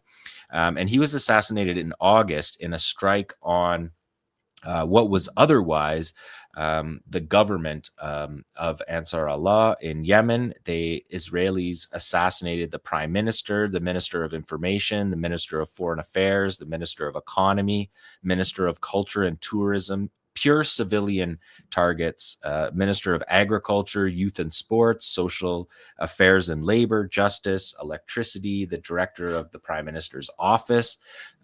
This was a brutal and cowardly attack on the government ministers of the Ansar Allah movement. And on this poster, the PFLP say, the Popular Front, they say in the obituary statement that that he ascended in the field of honor and heroism, defending his homeland and supporting Gaza.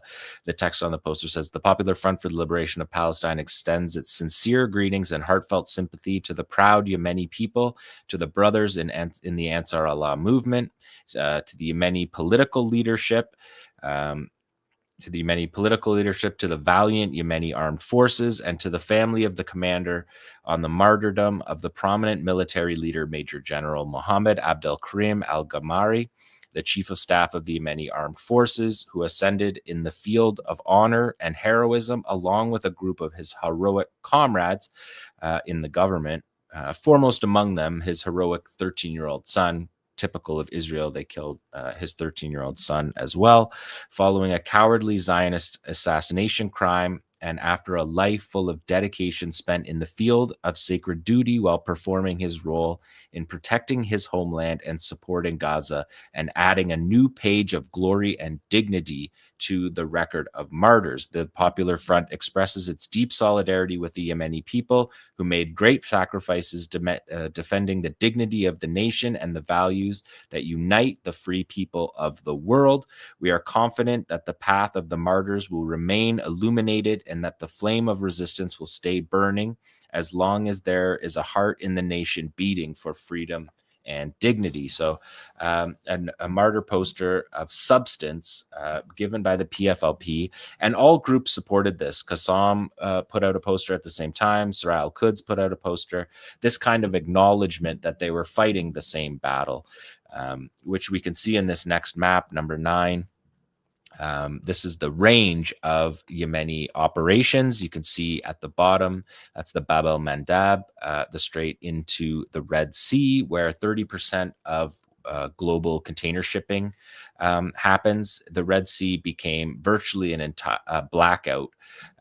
It was a naval blockade that was extremely effective, dating back to October 2023, when the Yemeni armed forces instituted this, and still to today, it hasn't recovered. Although the Yemenis, all 3 times of the ceasefire, the Yemenis immediately observed the ceasefire. They have a proper understanding of ceasefire, unlike the Israelis, and they did stop their fire during those times. And effectively, the blockade, you can see up at the top of the Red Sea, which runs sort of from the bottom right to the upper left of that picture. At the top there is the port of Eilat, and the port of Eilat was effectively shuttered, effectively bankrupt by October of 2023. It took some time to fully be shuttered, but it was an effective naval blockade that required global shipping to respond and reroute around the Red Sea. So the Yemenis, from their positions along the coast there in the Red Sea, were able to carry out that naval blockade. And you can see each on this map. I've shown it to you before, but you can see the range of each of their the missile range. So the widest circle that you see, that's the Palestine 2. The inner circle is the Yafa drone, a Yemeni designed drone that was used to target Israel many times. If we go to number 10, you can see the tallies. This is Al-Mayadeen put together this visual, but it's a visual based on a statement by the Yemeni armed forces on their support in the Gaza war, which I will read to you now. It says, "Our dear Yemeni people have moved forward to wage the battle in support of the Palestinian people and the steadfast fighters in the Gaza Strip in defense of the nation and its identity. They have offered money despite the siege, made sacrifices despite the wounds, and prioritized the oppressed in Gaza over themselves. The Yemeni armed forces in all military formations, land, sea, and air, have been at the forefront, serving as a spearhead in support operations and engaging in direct battles with the criminal enemy. The total number of operations carried out by the Yemeni armed forces reached 758 operations, executed using 1,835 cruise missiles and ballistic missiles, drones, and unmanned naval vehicles. The naval forces carried out operations against Israeli ships and those violating the Yemeni ban on Israeli navigation, totaling 346 operations extending from the Red Sea, Bab el-Mandab, the Gulf of Aden, the Arabian Sea, the Indian Ocean, during which more than 228 vessels were targeted, not hit, because the warning shots were usually enough to stop the shipping. And if we see on the next slide here, you can see the tally of the MQ-9 Reaper drones that they downed. Our air defenses, the Yemeni armed forces said, were able, during the Battle of Al-Aqsa Flood, to shoot down 22 American MQ-9 Reaper reconnaissance aircraft, launch 40 interception operations against enemy aircraft in various formations, including strategic bombers, using more than 57 missiles. So that's during the American war, the 52-day war that was from March to May this year, thwarting a number of aggressive operations by the U.S. and forcing many of the enemy's war formations to retreat. Those are $30 million Reaper drones that were dropped, 22 of them. We also know that the U.S. lost 3 fighter jets. They shot down one of their fighter jets, and 2 fell off the deck of the aircraft carriers that were in the area. during attacks by the Yemeni armed forces. During the chaos of trying to defend their warships, they shot down their own planes. They dropped their own planes into the water. And the United States Navy literally spent multiple billions of dollars fighting against the Yemenis in this battle. Abdel Malik al-Houthi said on Thursday of last week that the American and British aggression against Yemen intensified in partnership with Israel, launching nearly 3,000 airstrikes and deploying 5 aircraft carriers, yet they failed to stop Yemeni operations. Yemeni ballistic missiles were used in naval warfare for the first time in history, shocking the Americans with their precision and impact. American aircraft carriers, once a symbol of power, became a burden and were forced to retreat from the confrontation zone. The United States Navy itself admitted that it was a battle unlike any other since World War II. That's Abdel Malik al-Houthi in his speech last week. And all of this was made possible by the advances in manufacturing, local indigenous manufacturing in Yemen. And we can see that in the next video here, where Abdel Malik al-Houthi describes, he says, Yemen is the foremost country among Arab states in war production and military industry.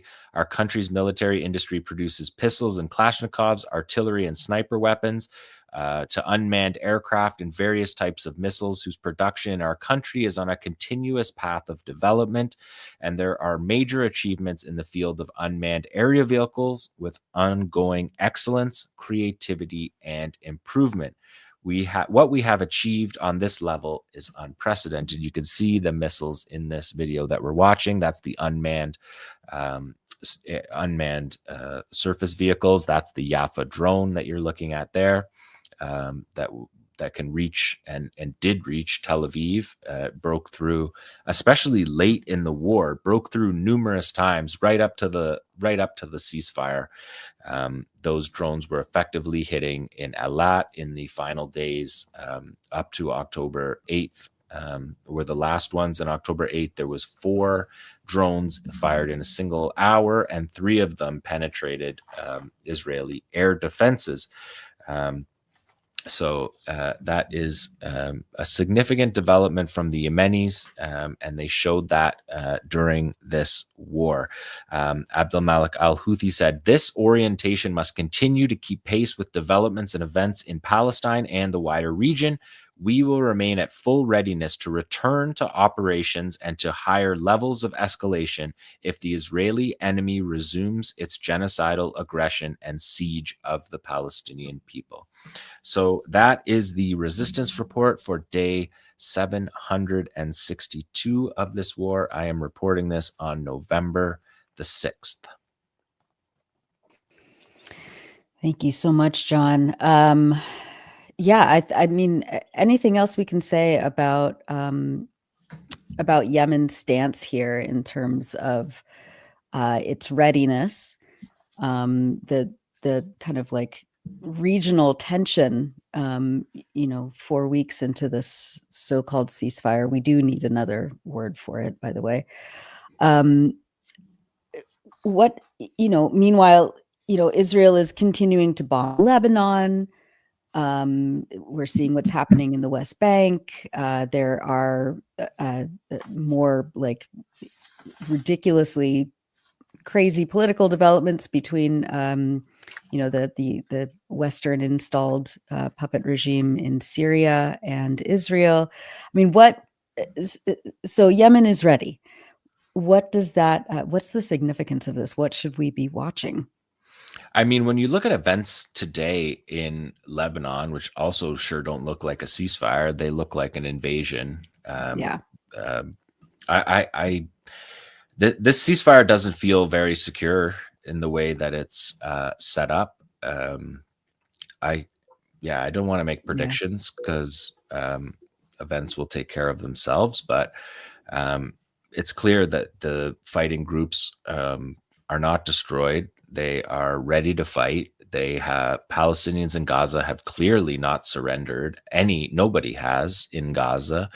It seems like a lot of this ceasefire, which I think we'll talk about coming up more, it's taking place in other countries besides Israel and Gaza.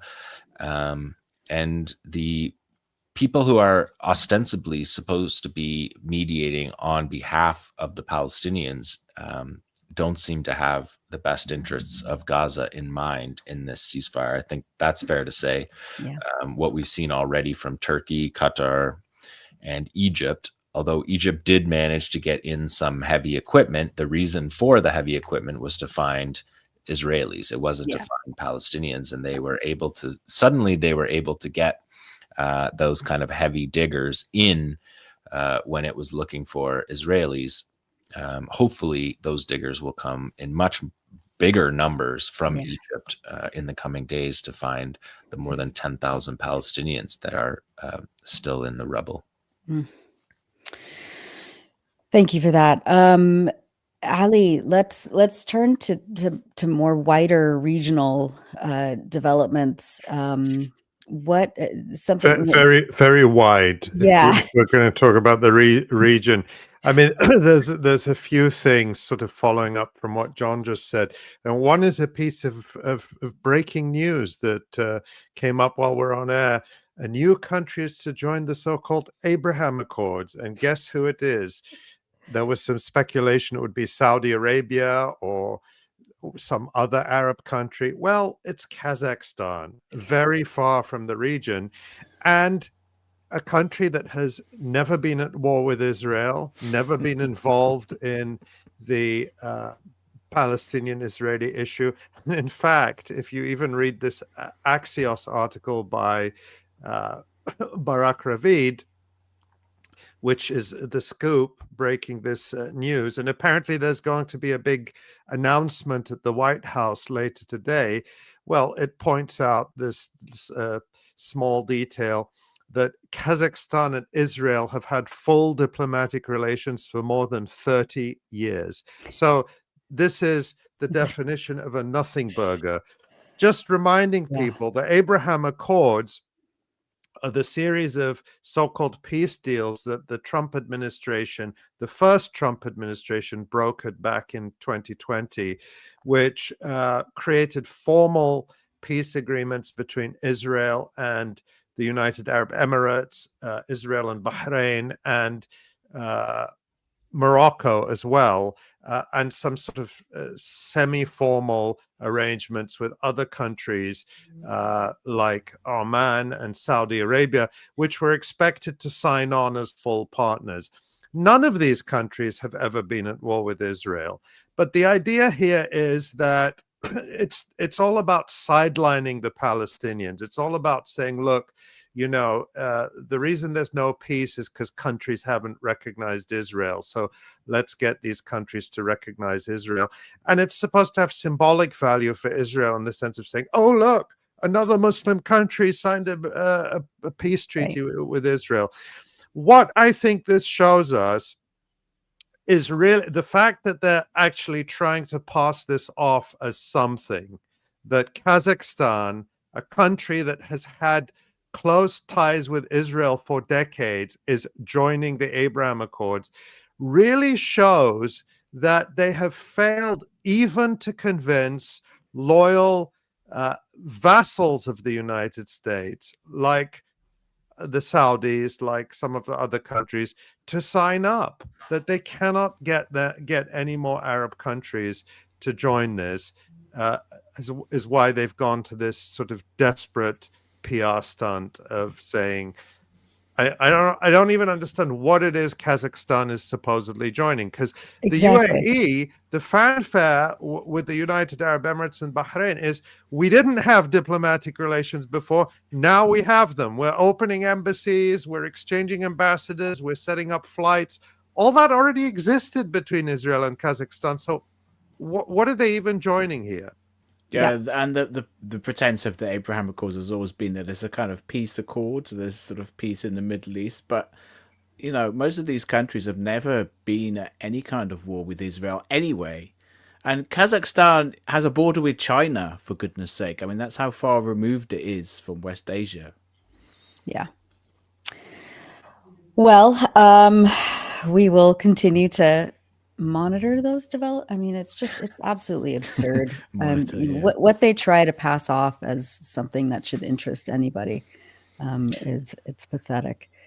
The Abraham Accords runs contrary to what is trying to be accomplished in Gaza. The two things can't happen at once. You can't have a foreign occupation and a regional peace deal with Israeli troops in 50% of Gaza, the borders sealed. So the fact that they're even trying to tie these together just seems, it just seems like it's the previous Trump administration's pet project, and they're trying to, because the thing that it does is it's an economic deal between those countries to expand Israel's markets from the countries that would previously boycotted Israel. Right. So when you don't have any resolution in Gaza, you're not going to have the Saudis sign on, which was mostly the whole point of the Abraham Accords. I think the reason for doing this, John, is precisely because they've made no progress in the so-called Trump peace plan for Gaza. And so one thing I wanted to do is just, again, we want to keep tracking and following what we've talked about over the last couple of weeks, which is the attempt to move to so-called phase 2. Again, as we've pointed out repeatedly, what the resistance agreed to was only phase 1 of this Trump plan, which was exchanging prisoners and exchanging bodies of those who had died either in Israeli custody, a much larger number of Palestinian bodies, for the relatively small number of Israeli bodies still in Gaza. And of course, humanitarian aid, which, as we've seen from Nora's report and throughout, is still not coming in anything close to the quantities needed. Phase 2 is supposed to be moving towards demilitarization and disarmament of the resistance, which, again, we have to stress the resistance has not signed up to. All of that is supposed to be negotiated. But what all this hinges on is bringing in this so-called international stabilization force. And as we've been reporting over the past few weeks, the US has been struggling to figure out a formula that anyone can sign up to because of the total lack of clarity about what this force is supposed to do. Is it a peacekeeping force, or are they supposed to go in like Israel wants and fight Hamas as proxies of Israel to get Arab armies or to get Azerbaijan or to get Indonesia to come in and fight Hamas and defeat Hamas in the way the vaunted Israeli army couldn't? So the latest development here is this story that's coming out in the past couple of days. We can show this headline from the New York Times, that the U.S. seeks a 2-year UN mandate for a Gaza stabilization force. And according to the New York Times, according to a draft resolution put forward by the U.S., seen by the New York Times, the force would work with Israel and Egypt to ensure the process of demilitarizing Gaza, including the permanent decommissioning of weapons from armed groups. It would also train and support Palestinian police personnel, protect civilians, and work to secure humanitarian corridors. So again, this is what we've talked about in the past. Now it's attempting to put the stamp of UN legitimacy on a force that is designed to collaborate with Israel and achieve the goals Israel failed to achieve for itself. But what the New York Times acknowledges has been the case since the start of this, quote, "It was not clear how the international force would ensure that Gaza is demilitarized. Hamas has long regarded giving up all its weapons as tantamount to surrender, with armed struggle against Israel a crucial part of its ideology." That's the New York Times' spin. In fact, armed struggle it's an ideology, right? Armed struggle isn't a crucial part of Hamas's ideology. They've said that we are willing to end armed struggle as soon as there is a viable political alternative, but that has not happened at all. And then they say, and this is significant, a UN Security Council mandate is seen as necessary to persuade many countries to consider sending troops to Gaza. The deployment of international troops could reinforce the fragile ceasefire in Gaza and reduce the likelihood of renewed confrontation between Israel and Hamas, analysts say. And then I think this quote gets to the crux of it. We hope it is peacekeeping, King Abdullah of Jordan said in a BBC interview aired last week, referring to the purpose of the force. Quote, because if it is peace enforcing, nobody will want to touch that. Peacekeeping is that you're sitting there supporting the local peace force, the Palestinians. End quote. Of course, peace enforcing means actually going out and trying to forcibly disarm Hamas or the resistance, which King Abdullah appears to be saying nobody's willing to do that. And of course, as we said last week, nobody is willing and nobody is capable of doing it. Israel couldn't do it. So this is all to say that they are no further towards putting together a viable plan for what this so-called second phase would look like, a second phase that nobody has negotiated or agreed to, but they're acting as if Hamas has agreed, in fact, to surrender its weapons, which they haven't. The only other element I'll add to this, again, more reporting from Axios, but summarized here by Dropsite News. They did a good job summarizing this in one of their posts on Twitter, so I'm just referring to that, where they say that the US and Palestinian diplomats, by that they mean Palestinian Authority diplomats, held rare talks at the UN over Washington's draft resolution. And they say that UN ambassador, that's the US representative, Mike Waltz, met with diplomats from the Palestinian Authority in New York on Tuesday to discuss Washington's draft UN Security Council resolution, creating an international stabilization force for Gaza, the first direct engagement between the US and the PA on Gaza's post-war governance, Axios reports. And they say the PA diplomats reportedly welcomed the framework, but urged that the PA given a more immediate role in Gaza rather than a delayed one.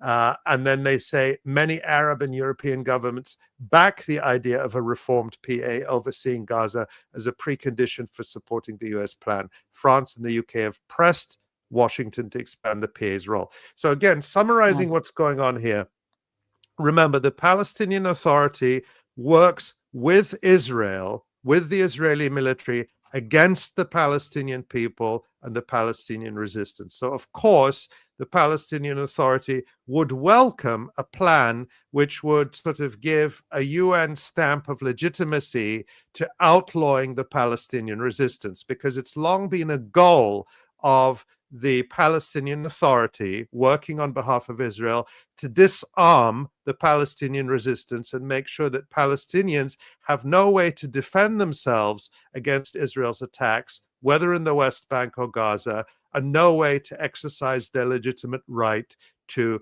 resistance. The PA wants Palestinians to be completely naked and disarmed in front of Israel. And they call this the one authority, the one gun policy, the idea that we, the Palestinian Authority, are the true Palestinian government, and we're the only ones who should have guns. Well, yeah, but you only use your guns to serve Israel. So that's why lots of Palestinians believe that they have the right to bear arms, to borrow the words of the US Constitution, to exercise their internationally recognized right to self-defense and resistance.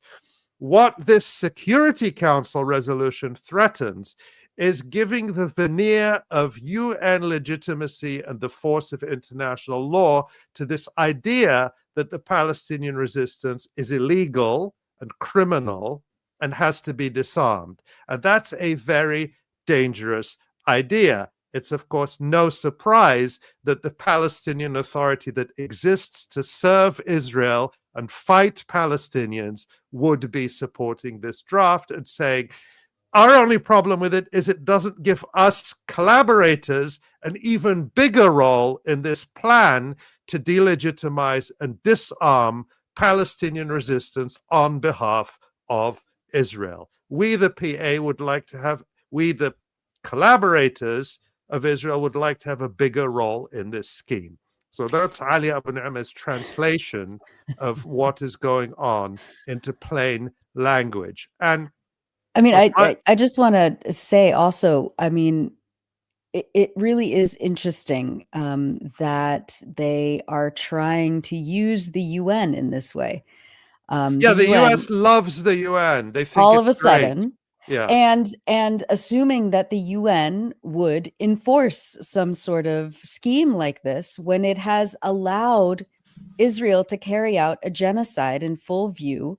You know, there's been condemnations, there's been resolutions, but again, the US veto power and Israel's veto power has given the UN absolutely no teeth to stop this genocide. And now they're, you know, and they've and making, you know, whatever international humanitarian law is, making it completely meaningless.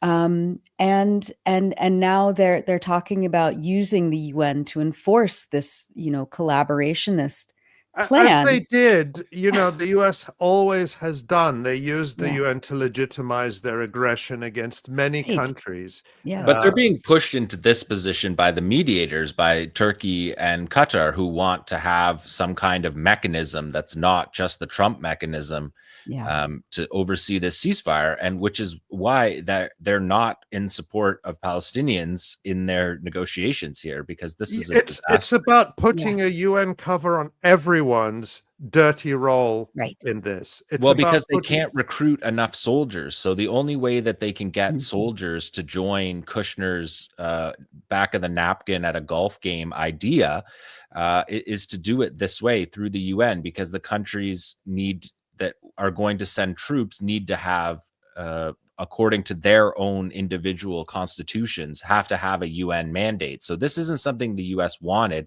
Trump wanted it to be entirely done through the Board of Peace. This is the first mention of the United Nations at all. And this would be a moment if the Qataris and the Turks were on side with the Palestinians, where they would be stepping in, but they're not. They're actually the ones who are pushing for this.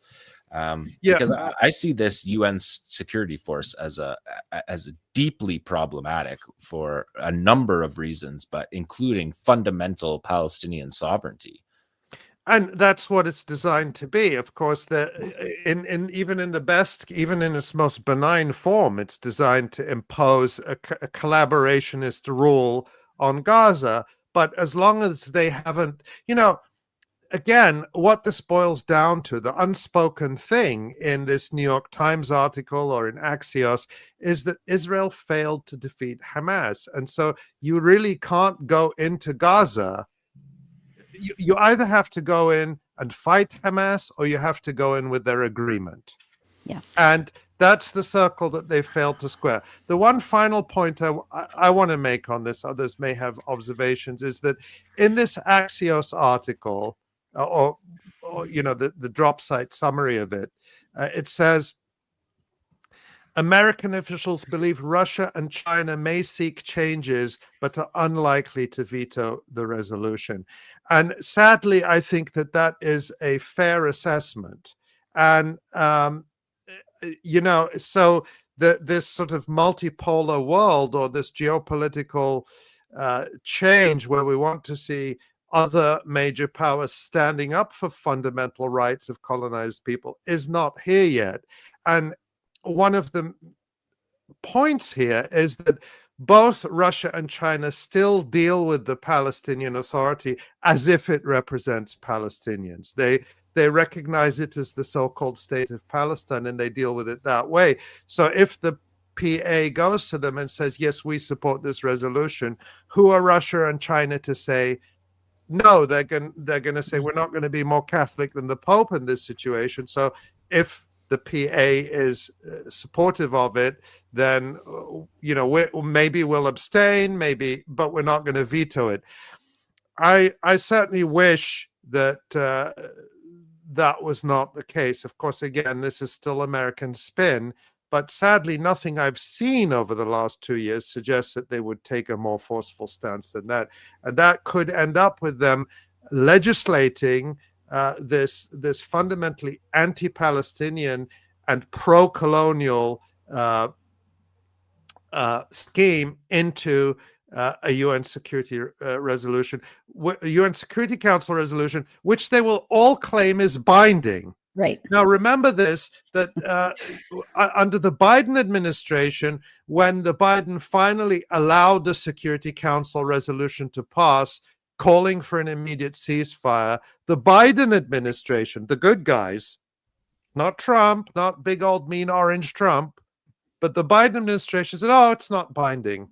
It's just it's not binding. Well, you know, they'll all be insisting that this one is binding when it comes to any demands for demilitarization of the resistance or surrendering weapons while the occupier is still in Gaza, still perpetrating genocide, still controlling the borders of Gaza. So, and still hoarding weapons from the US and Germany. Yeah, and absolutely. All of these so places. it's really, you know, it's quite troubling, but remember, but they still haven't squared the circle, and they still haven't figured out how to get around this big fact that Israel, with all their support over 2 years, failed to defeat Hamas. But sadly, as I said last week and the week before, the way they're going to handle this is by continuing to starve and punish the population in Gaza. And that's the thing we have to, you know, they realized, like, bombs, that's bad because, I mean, more bombs, they're still bombing. But what they don't want is the images of shredded babies on everyone's phones. It's much harder to illustrate a genocide when it's being done by starvation, by freezing people to death, by depriving them of medicine when people are dying of heart attacks and strokes and fatigue and weak immune systems and all the other things that don't even get counted in the casualty statistics. So that's what they've moved to. That's their primary weapon now to continue this genocide. Ali, the comments you made earlier about the Palestinian Authority and how it has and still wants to establish a single gun, a single hand of violence, reminded me of the comments of Saeb Erekat that were leaked in the Palestine papers, which I know you reported on a lot at the time. And this is back in 2011. Yeah, that it came out, and I was just looking up his comments, and what Saeb Erekat, of course, was the Palestinian Authority's chief negotiator at the time, and in a 2009 meeting with the US envoy, Middle East envoy at the time, he said, "We have had to kill Palestinians to establish one authority, one gun, and the rule of law. We continue to perform our obligations. We have invested time and effort and killed our own people to maintain order and the rule of law."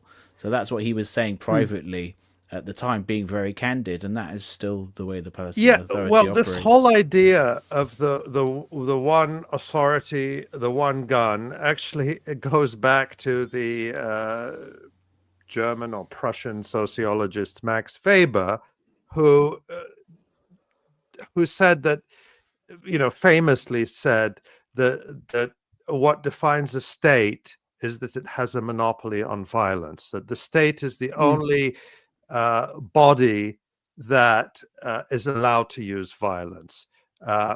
And that's where that comes from. And that's what they're trying to sort of use here to legitimate this anti-resistance position, that only the state, only the central government should carry weapons. And they're using the same reasoning in Lebanon too.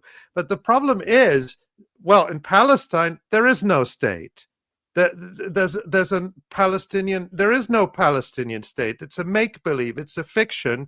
No matter whether or not Keir Starmer or Emmanuel Macron recognize this imaginary Palestinian state, it doesn't exist. And so when they talk about the Palestinian Authority having a monopoly on violence, they're actually talking about anti-Palestinian collaborators having a monopoly on violence. So it's the perverse opposite of what Max Weber was actually talking about. And they're using the same thing in Lebanon.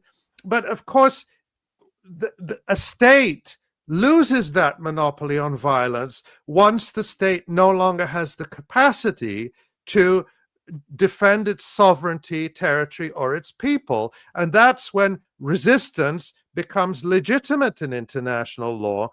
And I've talked about this in the past. The Constitution of Sweden. I'm taking Sweden because, we're always told how advanced and civilized the Nordic countries are. And, they're always the highest on the Human Development Index in the UN and so on. Well, go and read the Constitution of Sweden. It says that if Sweden falls under foreign occupation, it becomes the duty of all state officials to support the resistance. It's in the Swedish Constitution. So what the Swedish Constitution is codifying there is this principle that once the state loses its capacity to exercise and defend its sovereignty and territorial integrity, then the right of the people to resistance comes into play. And of course, this is also reflected in international law. And so Lebanon, as a country which is unwilling or incapable of defending itself against Israeli aggression and occupation, the right of resistance comes into play. And the same is true in Palestine. When Keir Starmer and Emmanuel Macron recognize the state of Palestine, what should actually happen is they should say the following. If they want to be in compliance with international law, they should say, we recognize the state of Palestine. However, the state of Palestine is under occupation. The authorities in the state of Palestine, which we recognize, have no capacity to exercise their sovereignty and defend their borders against this foreign occupation. Therefore, we support the resistance. And we're going to send weapons and support to the resistance in Palestine. Not training collaborators, which is what they do, what they want to do. And not arming and funding the occupiers and continuing to take their side every single time when it comes to facts on the ground. It's I don't know. It makes your head spin. Well, Ali, you wanted to talk about the significance and the caution, of course, as Zohran Mamdani was elected as mayor of New York City, and why we should be watching that closely. Yeah, why don't you tell us about what you've been thinking about the last 18 hours or so since the election? Yeah, well, I'll just remind people that who are just joining us that you're watching and listening to the Electronic Intifada live stream, and I'm Ali Abu Ni'mat. And of course, as we know, that on November 4th, Zohran Mamdani won the mayoral election in New York City with just over 50% of the vote. He was the first mayoral candidate to win more than 1 million votes since 1969. And this election also had the highest turnout since that year. Zohran Mamdani moved to the US at the age of 7. He attended public school in New York and became a US citizen in 2018. His father is Mahmoud Mamdani, the Columbia University professor, well known for his book, Good Muslim, Bad Muslim, which came out in the context of the so-called war on terror in the years after 9/11. And his mother is the noted film director Mira Nair. Now, since 2021, Zohran Mamdani has represented New York City's Astoria neighborhood in the New York State Assembly, and that was his first elected office. He ran a campaign for mayor that focused on reforms aimed at improving the lives of New Yorkers and making the city more affordable, particularly free, fast public buses and controlling rent. His opponents ran a national and even international smear campaign against him, inciting bigotry because of his Muslim and South Asian Ugandan background, and particularly because of his longtime support for Palestinian rights, which, of course, is why this is a topic for us. First, some disclosure, I suppose. I actually first got to know Zohran Mamdani in 2013 when he was a student at Bowdoin College in Maine. He was in his third year there, and he was the co-chair of the SJP group there, the Students for Justice in Palestine group, and he invited me to go and give a talk at Bowdoin College, which I did in 2013. You can actually see there Zohran 𝐄𝐥𝐿 Mamdani, mayor-elect of New York City, saying Bowdoin SJP is so excited to be hosting Ali Abu Ni'mah to the Shannon Room at 7:30 Monday, 28th of October. That was back in 2013. And my talk there, The Battle for Justice in Palestine. I spent, a day with Zohran Mamdani and his colleagues there. And frankly, he impressed me as very smart, very engaged, and very sincere in his support for Palestinian rights, which he also has expressed for many years. He was also an avid reader of the Electronic Intifada. Here you can see him back in 2014 sharing an article by Max Blumenthal published by the Electronic Intifada. So I am not a close personal friend of Zohran Mamdani by any means, but since I met him in 2013, we've sort of stayed in touch with each other from a distance on and off. And my exposure to him gives me the sense that he's very sincere in his basic conditions, these basic positions, that these were not positions that he suddenly adopted in order to win support from a left-wing or grassroots base. So how would we sum up his views? In general, he describes himself as a democratic socialist, which means in practice he is a mild reformist. He has been a strong supporter of Palestinian rights. And I think this moment early in the Democratic Party primary for the mayor of New York caught a lot of people's attention when he distinguished himself from the rest of the field by not automatically prostrating himself to Israel. Let's take a look at this video and remind ourselves. Visit by a mayor of New York is always considered significant. Where would you go first? Left to right, Ms. Adams. First visit, I would visit the Holy Land. Mr. Cuomo? Given the hostility and the anti-Semitism that has been shown in New York, I would go to Israel. Mr. Tilson, where would you go? Yeah, I'd make my 4th trip to Israel, followed by my 5th trip to Ukraine, 2 of our greatest allies fighting on the front lines of the global war on terror. Mr. Mamdani? I would stay in New York City. My plans are to address New Yorkers across the 5 boroughs and focus on that. Mr. Mamdani, can I just jump in? Would you visit Israel as mayor? I will be doing, as the mayor, I'll be standing up for Jewish New Yorkers, and I'll be meeting them wherever they are across the 5 boroughs, whether that's in their synagogues and temples or at their homes or at the subway platform, because ultimately we need to focus on delivering on their concerns. And just yes or no, do you believe in a Jewish state of Israel? I believe Israel has the right to exist. Not as a Jewish state? As a state with equal rights. He won't say it has a right to exist as a Jewish state. Be very clear. And his answer was no, he won't visit Israel. I said that. That's what he was trying to say. No. Unlike you, I answer questions very directly. My goal would be to take my first trip to Israel. My wife's life work in this area means a lot to our family. So, although he did say he believes in Israel's right to exist, language I would not use myself, he did say inequality, which of course is something that all the people on stage there object to, because they don't believe in equality when it comes to Israel. They believe Israel has the right to be a racist, Jewish supremacist state, an apartheid state. And Mamdani at least held the line on that.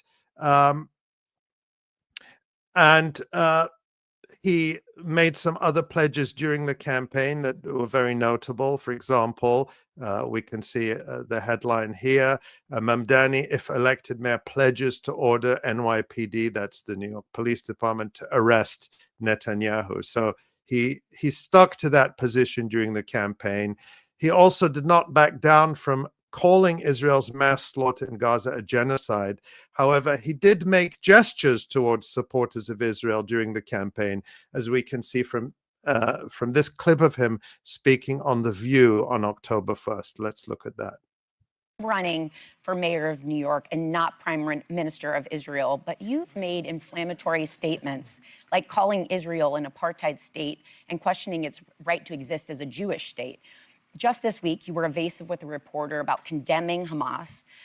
Given New York has the largest Jewish population outside of Israel, why should voters who see this as a moral red line trust your clarity and judgment? Well, I really appreciate this question and an opportunity to just clear up, I think, a number of misconceptions.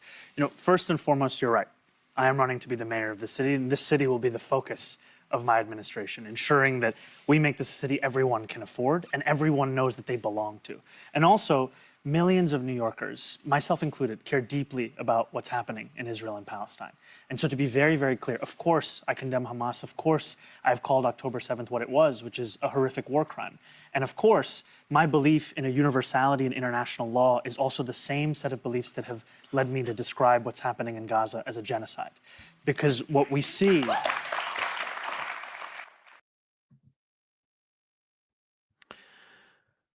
So, as you can see there, he stood by the term genocide, but some of the positions you heard there and others during the campaign did dismay many of his supporters who worried that these were early signs that he might back down in the face of pro-Israel pressure, playing the condemnation game and condemning October 7th in the terms that Israel supporters describe it, rather than saying this was a resistance operation. Yes, any deliberate harm to civilians we would condemn, but nonetheless, there's a right to resist. That might be something, a position closer to what I might say or what someone else might say, but it's definitely not what Zohran Mamdani said.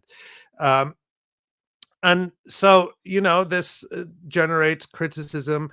There are a lot of people on the left who are critical and skeptical of anyone who remains within the Democratic Party. And, the saying goes, you don't change the party changes you. And they point to his close association with Alexandria Ocasio-Cortez, who people see as having really betrayed many progressive positions that she ran on and built a base of support for, including on Palestine, and also his close association with Bernie Sanders, who I think has disillusioned many people by his absolute refusal at first to even call for a ceasefire, and then his refusal until it was really much too late to even call it a genocide. So those are things that have attracted criticism. Also, recently, he again, in response to some of this kind of constant pushing on these issues, he referred to the leaders of Venezuela and Cuba as dictators at the very moment that the Trump administration is ramping up for war there.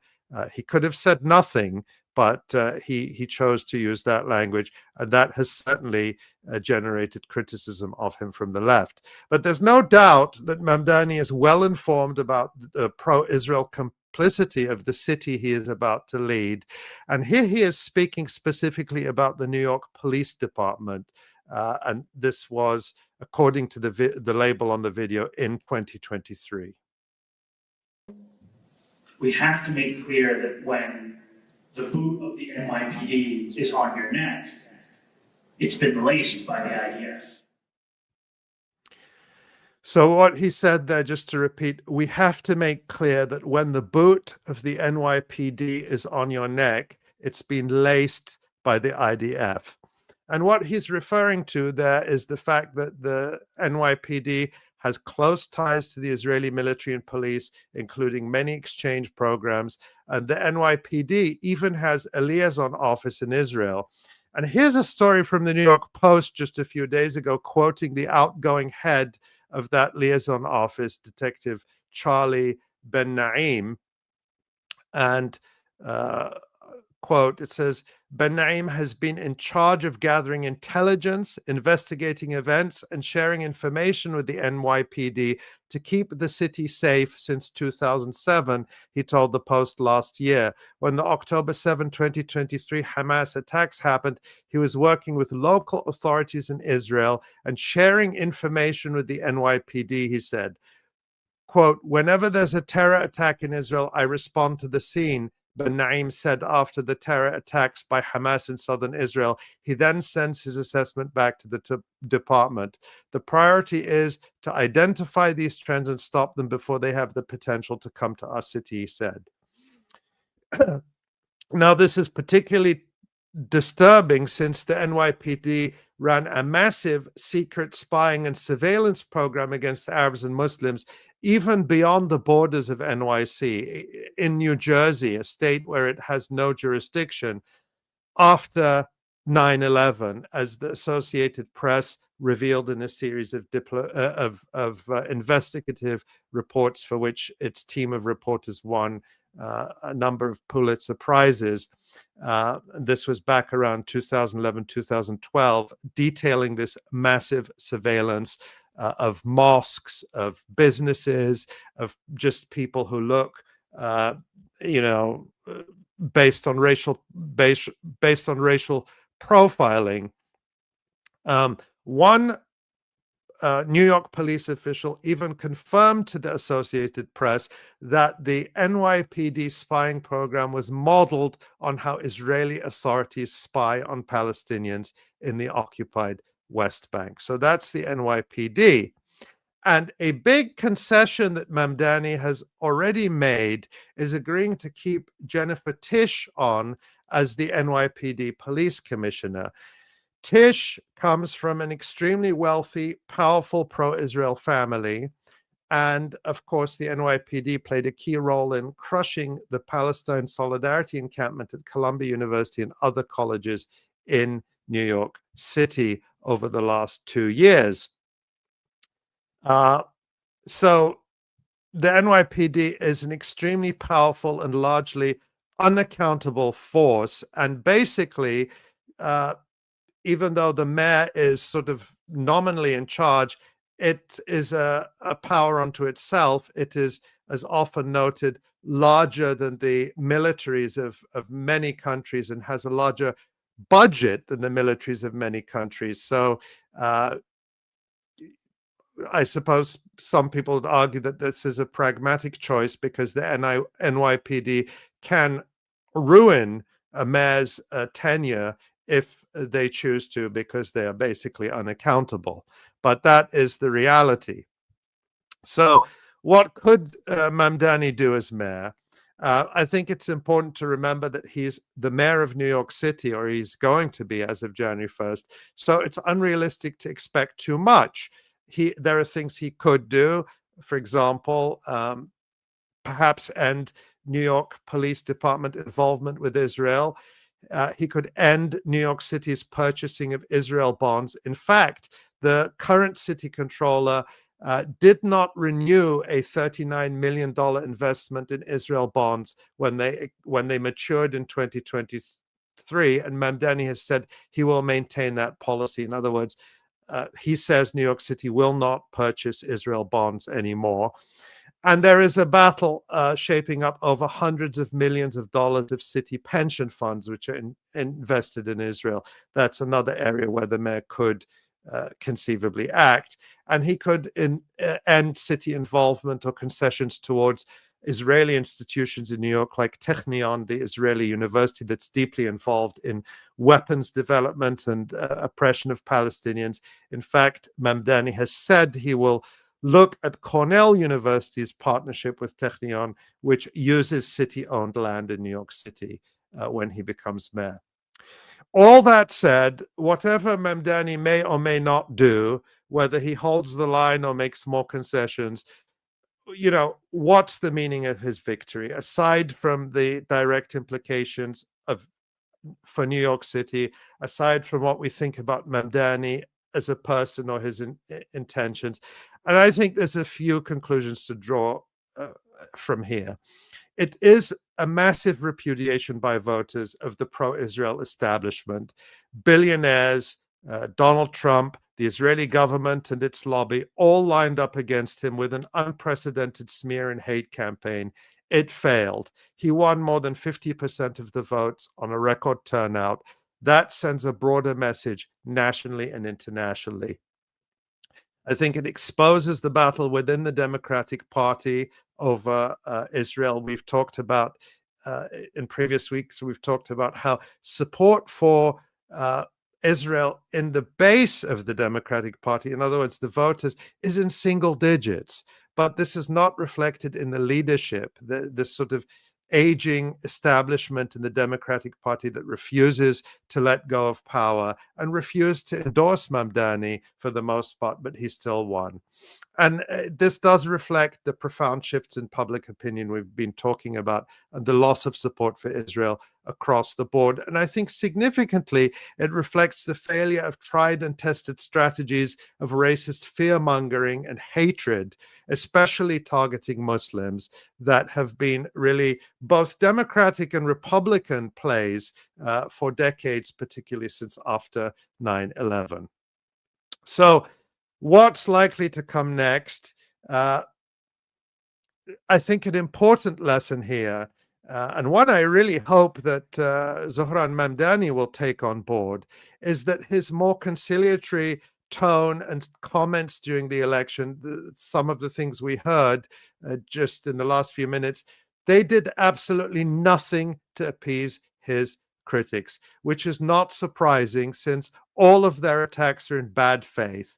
These are white supremacists, these are Islamophobes, these are Israel firsters. Nothing you can say will appease them. There will never come a moment, no matter how much Zohran Mamdani gives them, where they say, okay, you're a good boy now, we'll support you. That day will never come.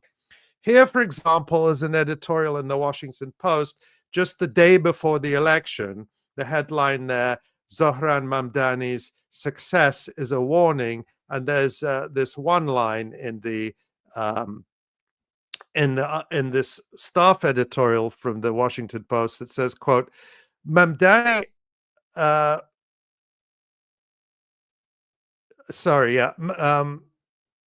Mamdani has walked back some of his old positions, but never very convincingly. While he apologized to the NYPD and said he would retain the current mayor's police commissioner, he recently admitted he hadn't spoken to her since making the offer. So that concession wasn't enough for the Washington Post.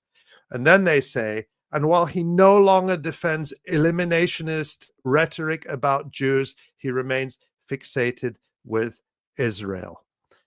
I mean, there's so much dishonesty in this. First of all, he has never used eliminationist rhetoric about Jews or defended it. And he has not been fixated on Israel in this campaign. It is his opponents who have been fixated on Israel and who insisted on making this campaign a referendum on Israel.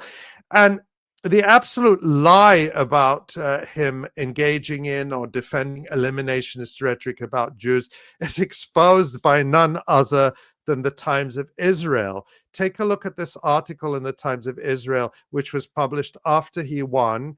The headline there, facing an anti-Zionist mayor, Mamdani's election win puts New York Jews in uncharted waters.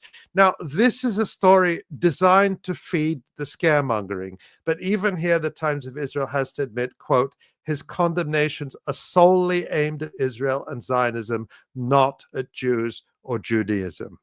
That's the Times of Israel. Perhaps the Washington Post editorial writers should read the Times of Israel.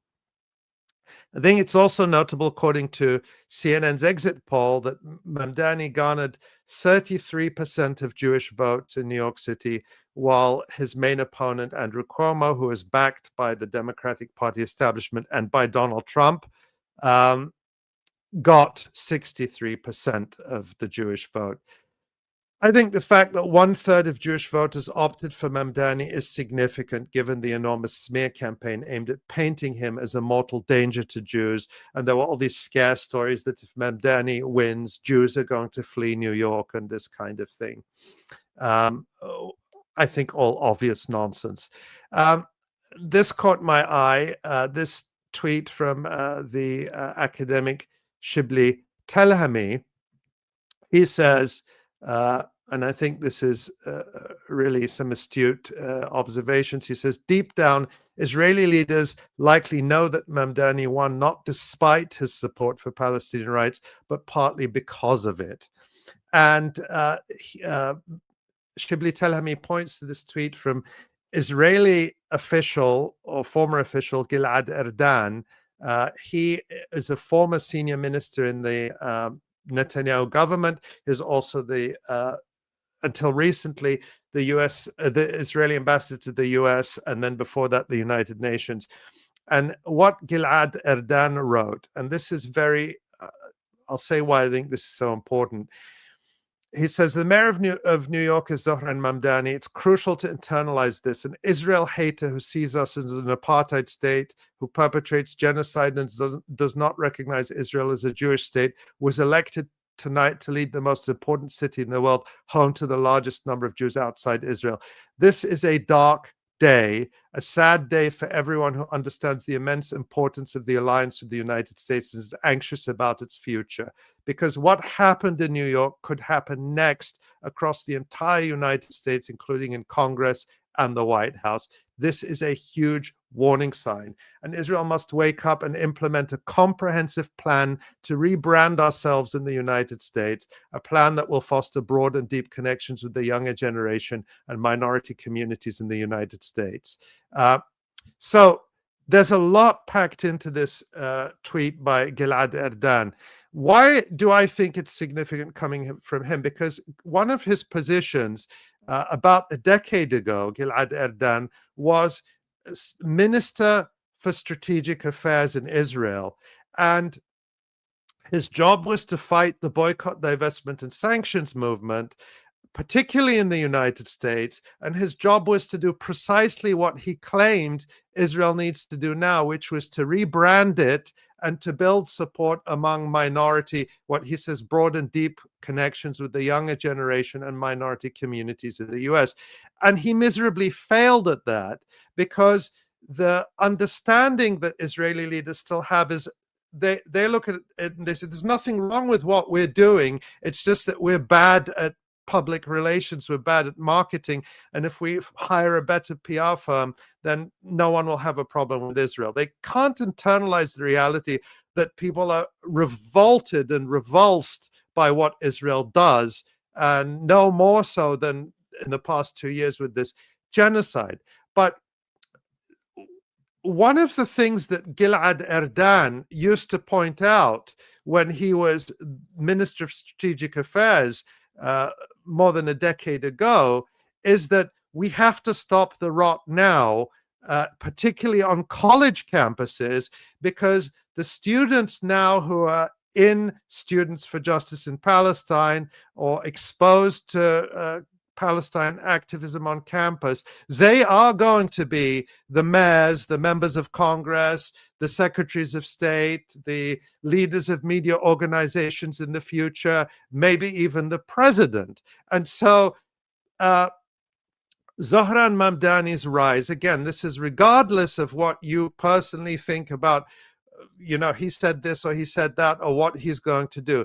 His rise is their worst nightmare, because he was literally the co-chair of Students for Justice in Palestine on his college campus when they invited me to go and speak all those years ago. At the time, I believe that Gilad Erdan was in charge of trying to stop this. So I think it's significant. in that sense. And then finally, just what's going to happen next? It's very clear that Israel and its lobby will continue to join the right-wing smear campaign to destroy Mamdani, to ensure that he is a failure as mayor on all his promises, and to try to do to him what they successfully did to Jeremy Corbyn in the UK. Already 2 major Israel lobby groups have announced efforts to monitor Mamdani, and we can expect an endless stream of smears and fake anti-Semitism scandals. For example, the American Jewish Committee, one of the major pro-Israel lobby groups, their director in New York wrote, "We may not be able to change your mind on these issues." He's referring to Israel. He wrote this open letter to Mamdani. He says, "We may not be able to change your mind on these issues," referring to Israel. "However, we will be vigilant in ensuring that New York City government and your position as mayor are not used to hold Israel to a double standard or to attempt to isolate Israel economically in an effort to dismantle the world's only Jewish state." So here we have the American Jewish Committee pledging to be a watchdog and a guardian for a foreign state, for the interests of a foreign country. And similarly, the Anti-Defamation League, another major Israel lobby group, they very proudly announced that that the ADL launches initiative to track and monitor Mamdani administration policies and appointments. And it says here, quote, "Mayor-elect Mamdani has promoted anti-Semitic narratives associated with individuals who have a history of anti-Semitism and demonstrated intense animosity toward the Jewish state that is counter to the views of the overwhelming majority of Jewish New Yorkers. We're deeply concerned that those individuals and principles will influence his administration at a time when we are tracking a brazen surge of harassment, vandalism, and violence targeting Jewish residents and institutions in recent years," said Jonathan Greenblatt, ADL CEO and National Director. So you can see that none of Mamdani's copious rhetoric condemning anti-Semitism, pledging to fight anti-Semitism, which I believe he is entirely sincere about. I've never seen any evidence that Mamdani is a racist in any way. On the contrary, he is deeply opposed to all forms of bigotry. But none of his assertions about that have done anything to appease these Israel lobby groups, because they don't care about anti-Jewish bigotry. They only care about maintaining Israel as a genocidal apartheid state. And as long as Mamdani doesn't support Israel and Israeli apartheid, they will continue to accuse him of being an anti-Semite. So again, the message there is, do not appease them. It won't work. It will only weaken you. So I think I'll leave it there, and we can bring everyone in for some discussion. Thanks for that, Ali. Yeah, it's the Corbyn model needs to be disrupted whenever it pops up. And Asa, I know you can talk about that. A couple of years ago, before the genocide, I spoke with Mamdani for an article that I was writing for EI about when he was an assembly member. I believe his office actually contacted us because he was spearheading this bill to stop New York City or New York State based charities from funding settlement colonies in the West Bank. Mamdani introduced the bill. He stood with, various local Palestine solidarity groups in New York City to support it. And I mean, I remember my conversation with him was, he was very appreciative of the coverage and, very charismatic. And he said, funding colonialism and violence is not a charitable activity. And I look forward to working with my colleagues in our fight to make that explicit in New York state law. He had a lot to say about settler violence and the U.S. support of colonialism in Palestine. I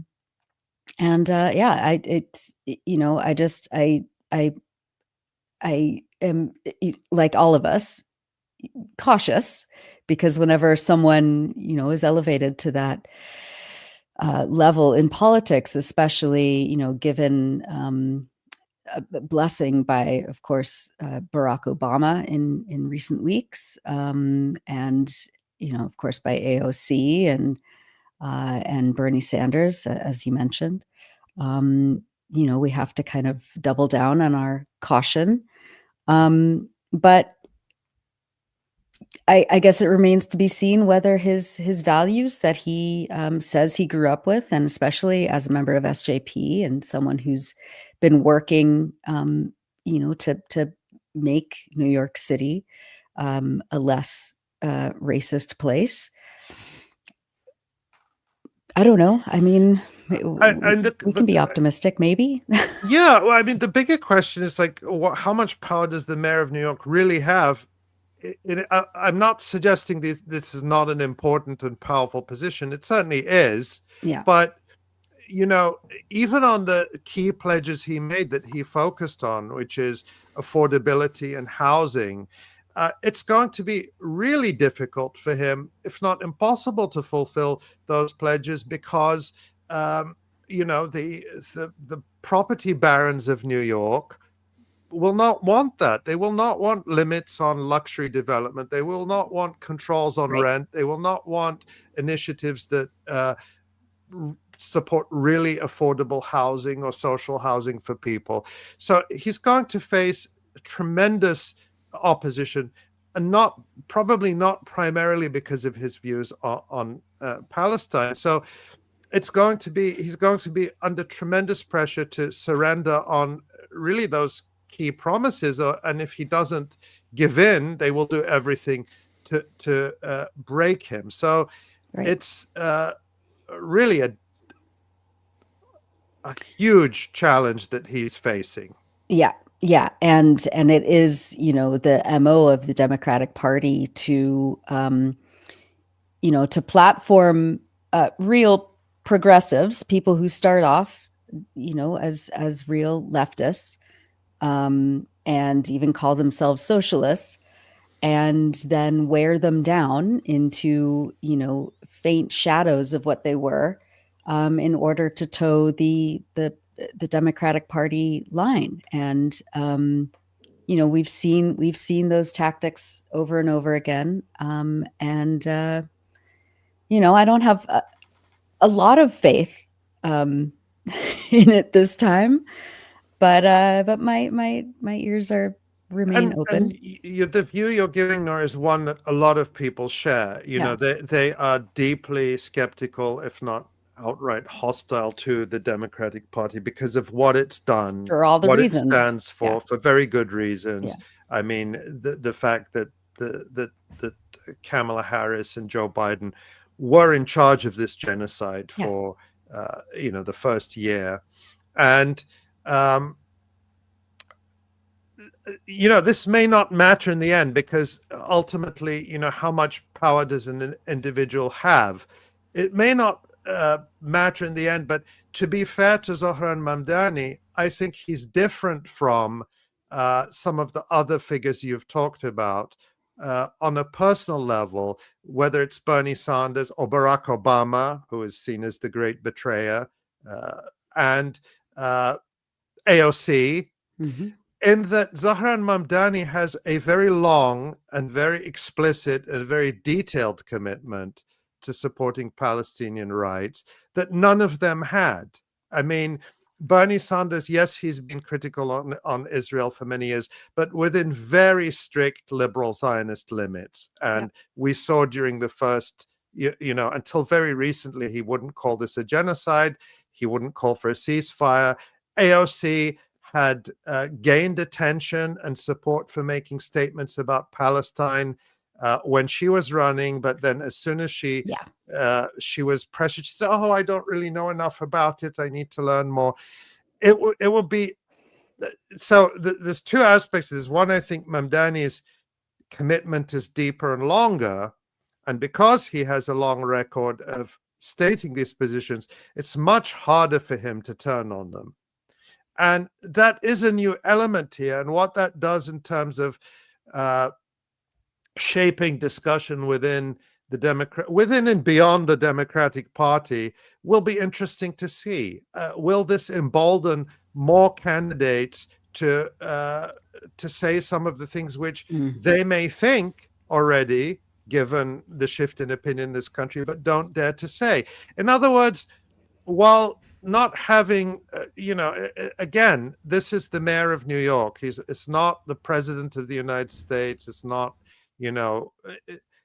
understanding the limits.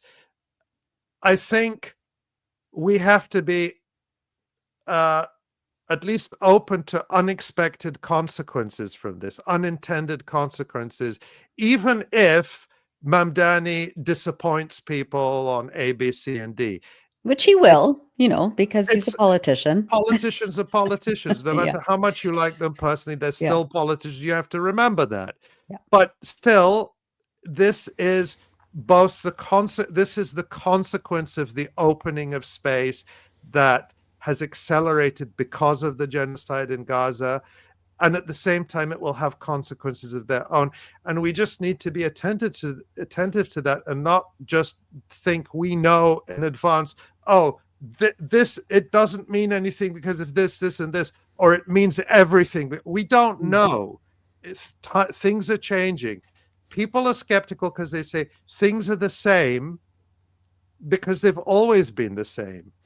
But then eventually they change. Is this that moment? I don't know. Probably not. Could be. Might be the start of it. I'm saying keep an open mind. Politicians are politicians, and they have to be held to account. That's the beginning and the end of it, really. No matter, even if we like him more, he still has to be held to account. That's really ultimately the issue. And none of these people are above criticism or being held to account, which is really the role.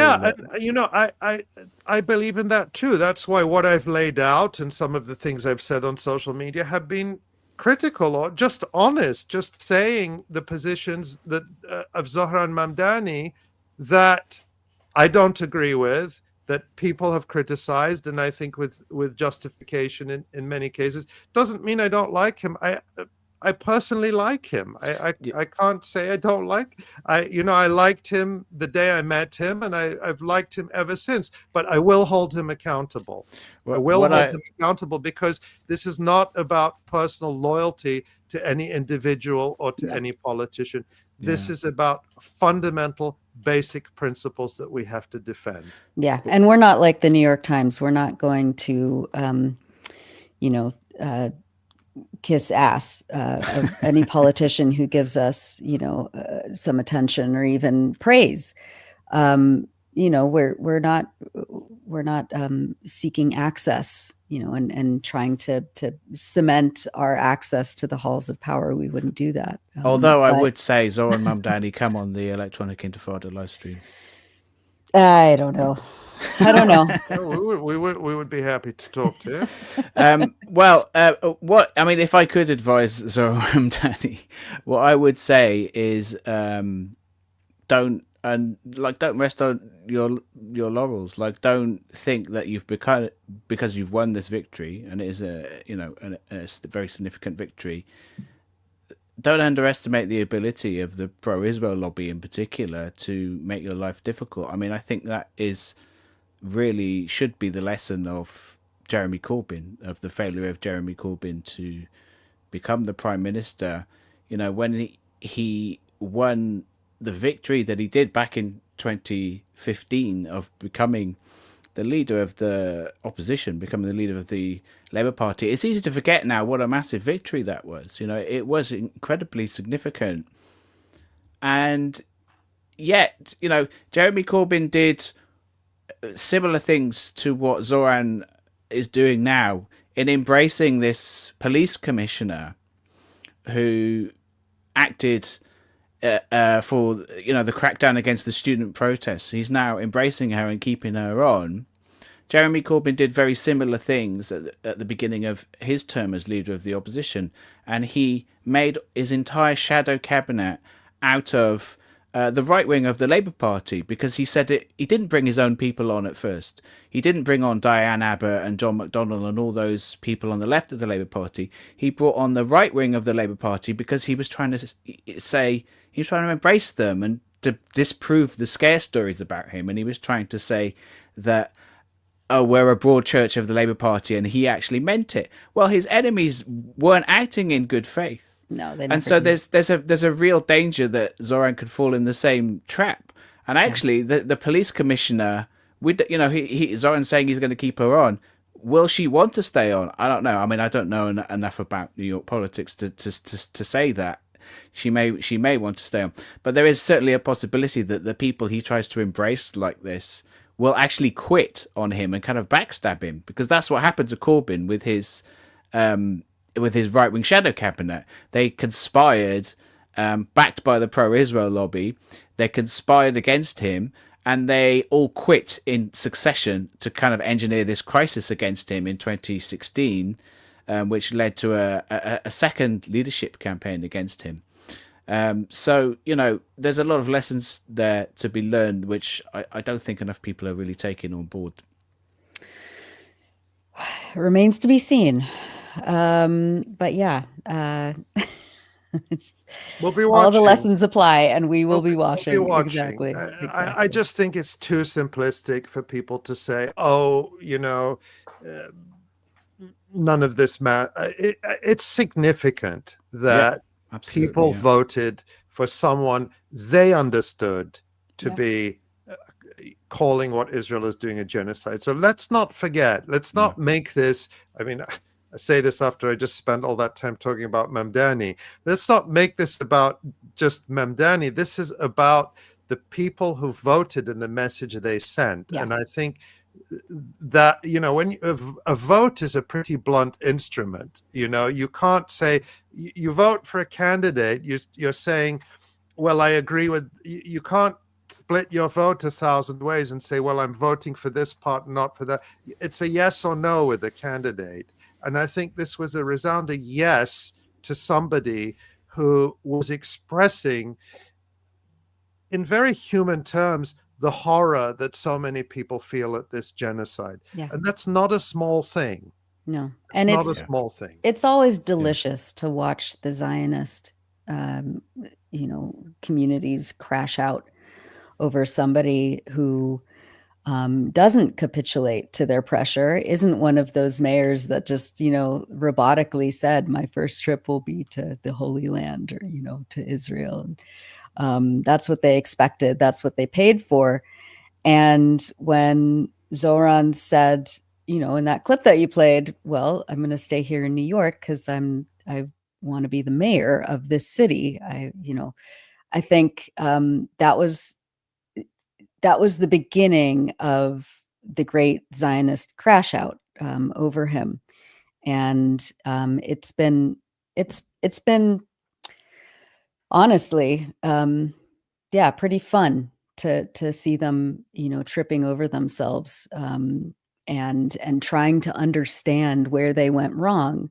When, as you were saying, Ali, this is a referendum, not just by people in New York City, but by people all over the country, who are fed up with the propaganda, who aren't taking the bait anymore. And these organizations like, the AJC and the ADL are simply being marginalized to the point of total, like people just don't think about them anymore. They don't have any weight anymore. And I think that is due to people, understanding what Israel has always been about, the US's role in it. And people don't, you don't just forget about a genocide being live streamed to your phone for 2 years. So we'll see what that means in terms of the political future for this settler colony on this continent. But yeah, our eyes are open and we should remain so. Well, finally, we just have one more topic to discuss, and then we'll close out. But Ali, what can you say about the a journalist who was fired in Europe? Yeah, let's play this clip that we played a couple of weeks ago, then we'll talk about it. Repeating several times that Russia should repay for the reconstruction of Ukraine. Do you believe Israel should repay for the reconstruction of Gaza, since they have destroyed almost all the strip and the civilian infrastructures? Thank you. That was the definitely interesting we can question, cut it which there. I would. Yeah, the answer was not interesting. The question was what was interesting. That was Italian journalist Gabriele Nunziati, a Brussels-based reporter for Rome's Nova news agency. And The Intercept is reporting that after he asked that question a few weeks ago, and that was at the regular press briefing of the European Union in Brussels, after he asked that perfectly reasonable question about, does the EU expect Israel to pay for the damage it did in Gaza, just as the EU demands that Russia pay for damage it's done in Ukraine? And the EU's answer was, "Oh, we didn't think about that. What an interesting question." Well, according to The Intercept, Gabriele Nunziati told The Intercept he received a notice that he would lose his job barely a month after he became a correspondent. "I received an email from my news agency telling me that they intended to stop our collaboration. The move, which was first reported by the Italian news website Fan Page, came after he asked Paolo Pino, the European Commission's chief spokesperson, about Gaza's reconstruction on October 13th, referring specifically to that question." So European mainstream media do not want journalists who ask questions. They want journalists who are stenographers who write down what the EU and other officials say and faithfully regurgitate it. So another very disturbing sign of the tightening regime of censorship that we all live under. Journalist fired for doing journalism. Yeah. Well, exactly. That's how it is now. You know, thank the universe that that we have this platform where we can do actual journalism. And that's only because we are accountable to the people and the truth and facts and context. And yeah, that's why we exist. That's why we've been around now for 25 years. Let's take a look at the website. We have a bunch of new features, and there's Dave Cronin's newest news report. Ireland teams up with agency promoting Israel's drones. Thank the universe for David Cronin for being always on the heels of these EU war criminals and profiteers of misery around the world, especially in Palestine. Some incredible features. Yeah, I just really want to point to this article just published today by 𝐓𝐡𝐞 𝐄𝐥𝐿, No End to Genocide, which I think makes exactly the point. And 𝐓𝐡𝐞, of course, is writing from Gaza about the fact that this genocide is not over. It's continuing. And so this is a message we really need to get out to people. So please read 𝐓𝐡𝐞's article and share it. This genocide has not stopped. No. Thank you for that. And of course, we have all sorts of other analyses and news reports and features by our writers in Gaza. Sign up to our email list at the very, very top. Click Get Updates, and you'll get our daily email news digest. And of course, like and subscribe this YouTube stream or wherever you're watching or listening on. And Ali, who do we have to thank this week for their generous donations to the Electronic Intifada? So many people. Far more than I can possibly thank personally, but I wish I could, because each and every person who contributes to our work helps us to do everything you see.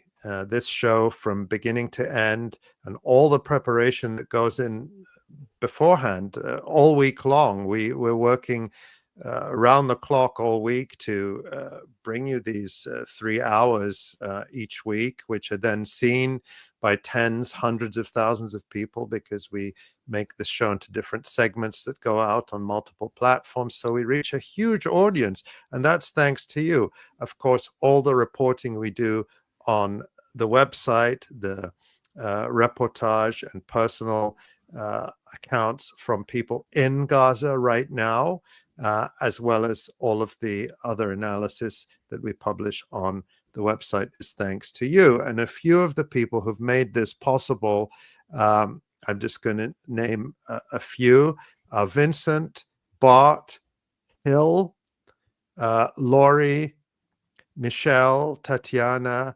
Ahsan, James, Christina, Khadija, David, Isabel, Robert, and Muhammad. And I want to also say a huge thank you to Jay. And we have a new sticker that we wanted to debut. Just Breaking arrived. news. I just opened the box. Are you ready for this, guys? Yes, let's do it. The 2025 Electronic Intifada sticker. That's beautiful. Of course, that's the yellow rose. That is Abu Bakr's yellow rose. I showed this sticker just before the show. I sent a picture to Abu Bakr, and he's very excited to receive it. And he's our best boy. Yeah, we'll be very excited to send it out. We're going to be, people wondering, how can I get this sticker? Well, we do our annual mailing. We'll be doing that in the next couple of years. So pretty much everyone in the United States whose address we have, will be sending one to with our annual letter. We will be sending it to some people overseas. I can't guarantee it will be to everyone, because unfortunately, postage, it's not possible to do that. But it will go to most people in the United States whose address we have.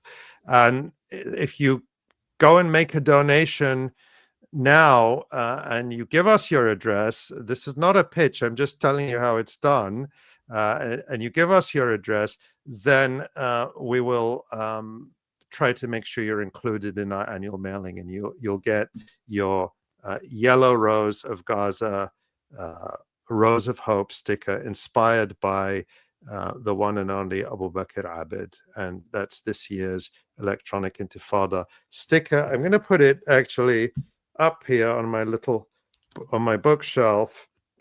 There you go. Under. I'll do a better job later, but of course that was last year's sticker. I'm gonna tear it off just so I can see people. Show it to people. People remember last year's sticker, which honored the one and only Dr. 𝐓𝐡𝐞 𝐄𝐥𝐿. And of course, these designs, I sort of came up with the idea for that one, but the designs are implemented so beautifully by Marguerite Dabaiya. So we're so grateful to her for her extraordinary illustration. And we print our stickers, another plug, at Alliance Graphics, which is in Berkeley, California. Yep. And all of their profits support the Middle East Children's Alliance, which is doing incredibly important relief work in Gaza and in Palestine and other places. So, if you're part of a group that's looking to print T-shirts or stickers or all sorts of things, check out Alliance Graphics, because they do a great job, and it also their union. It's union, yeah. There's even a little union bug printed on our stickers. But also they support the Middle East Children's Alliance, which is an organization that I personally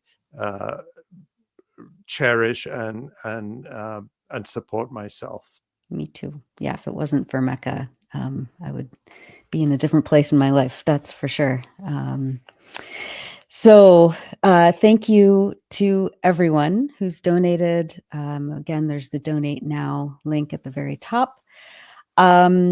And I want to say a big thanks, of course, to Tamara Nassar, our director and producer, Eli Gerzon, our social media producer. We have, of course, Pierre Loisel, who condenses these shows into radio programs, and everyone at the Electronic Intifada, Maureen and Michael and Omar, Dave, Leah, and we will, of course, we don't have a show next week, but we will be back on the 20th. Check electronicintifada.net for all of your news and analysis needs, of course. And on behalf of myself and Asa, John, Ali, and Tamara, thank you all, and we'll see you on the 20th.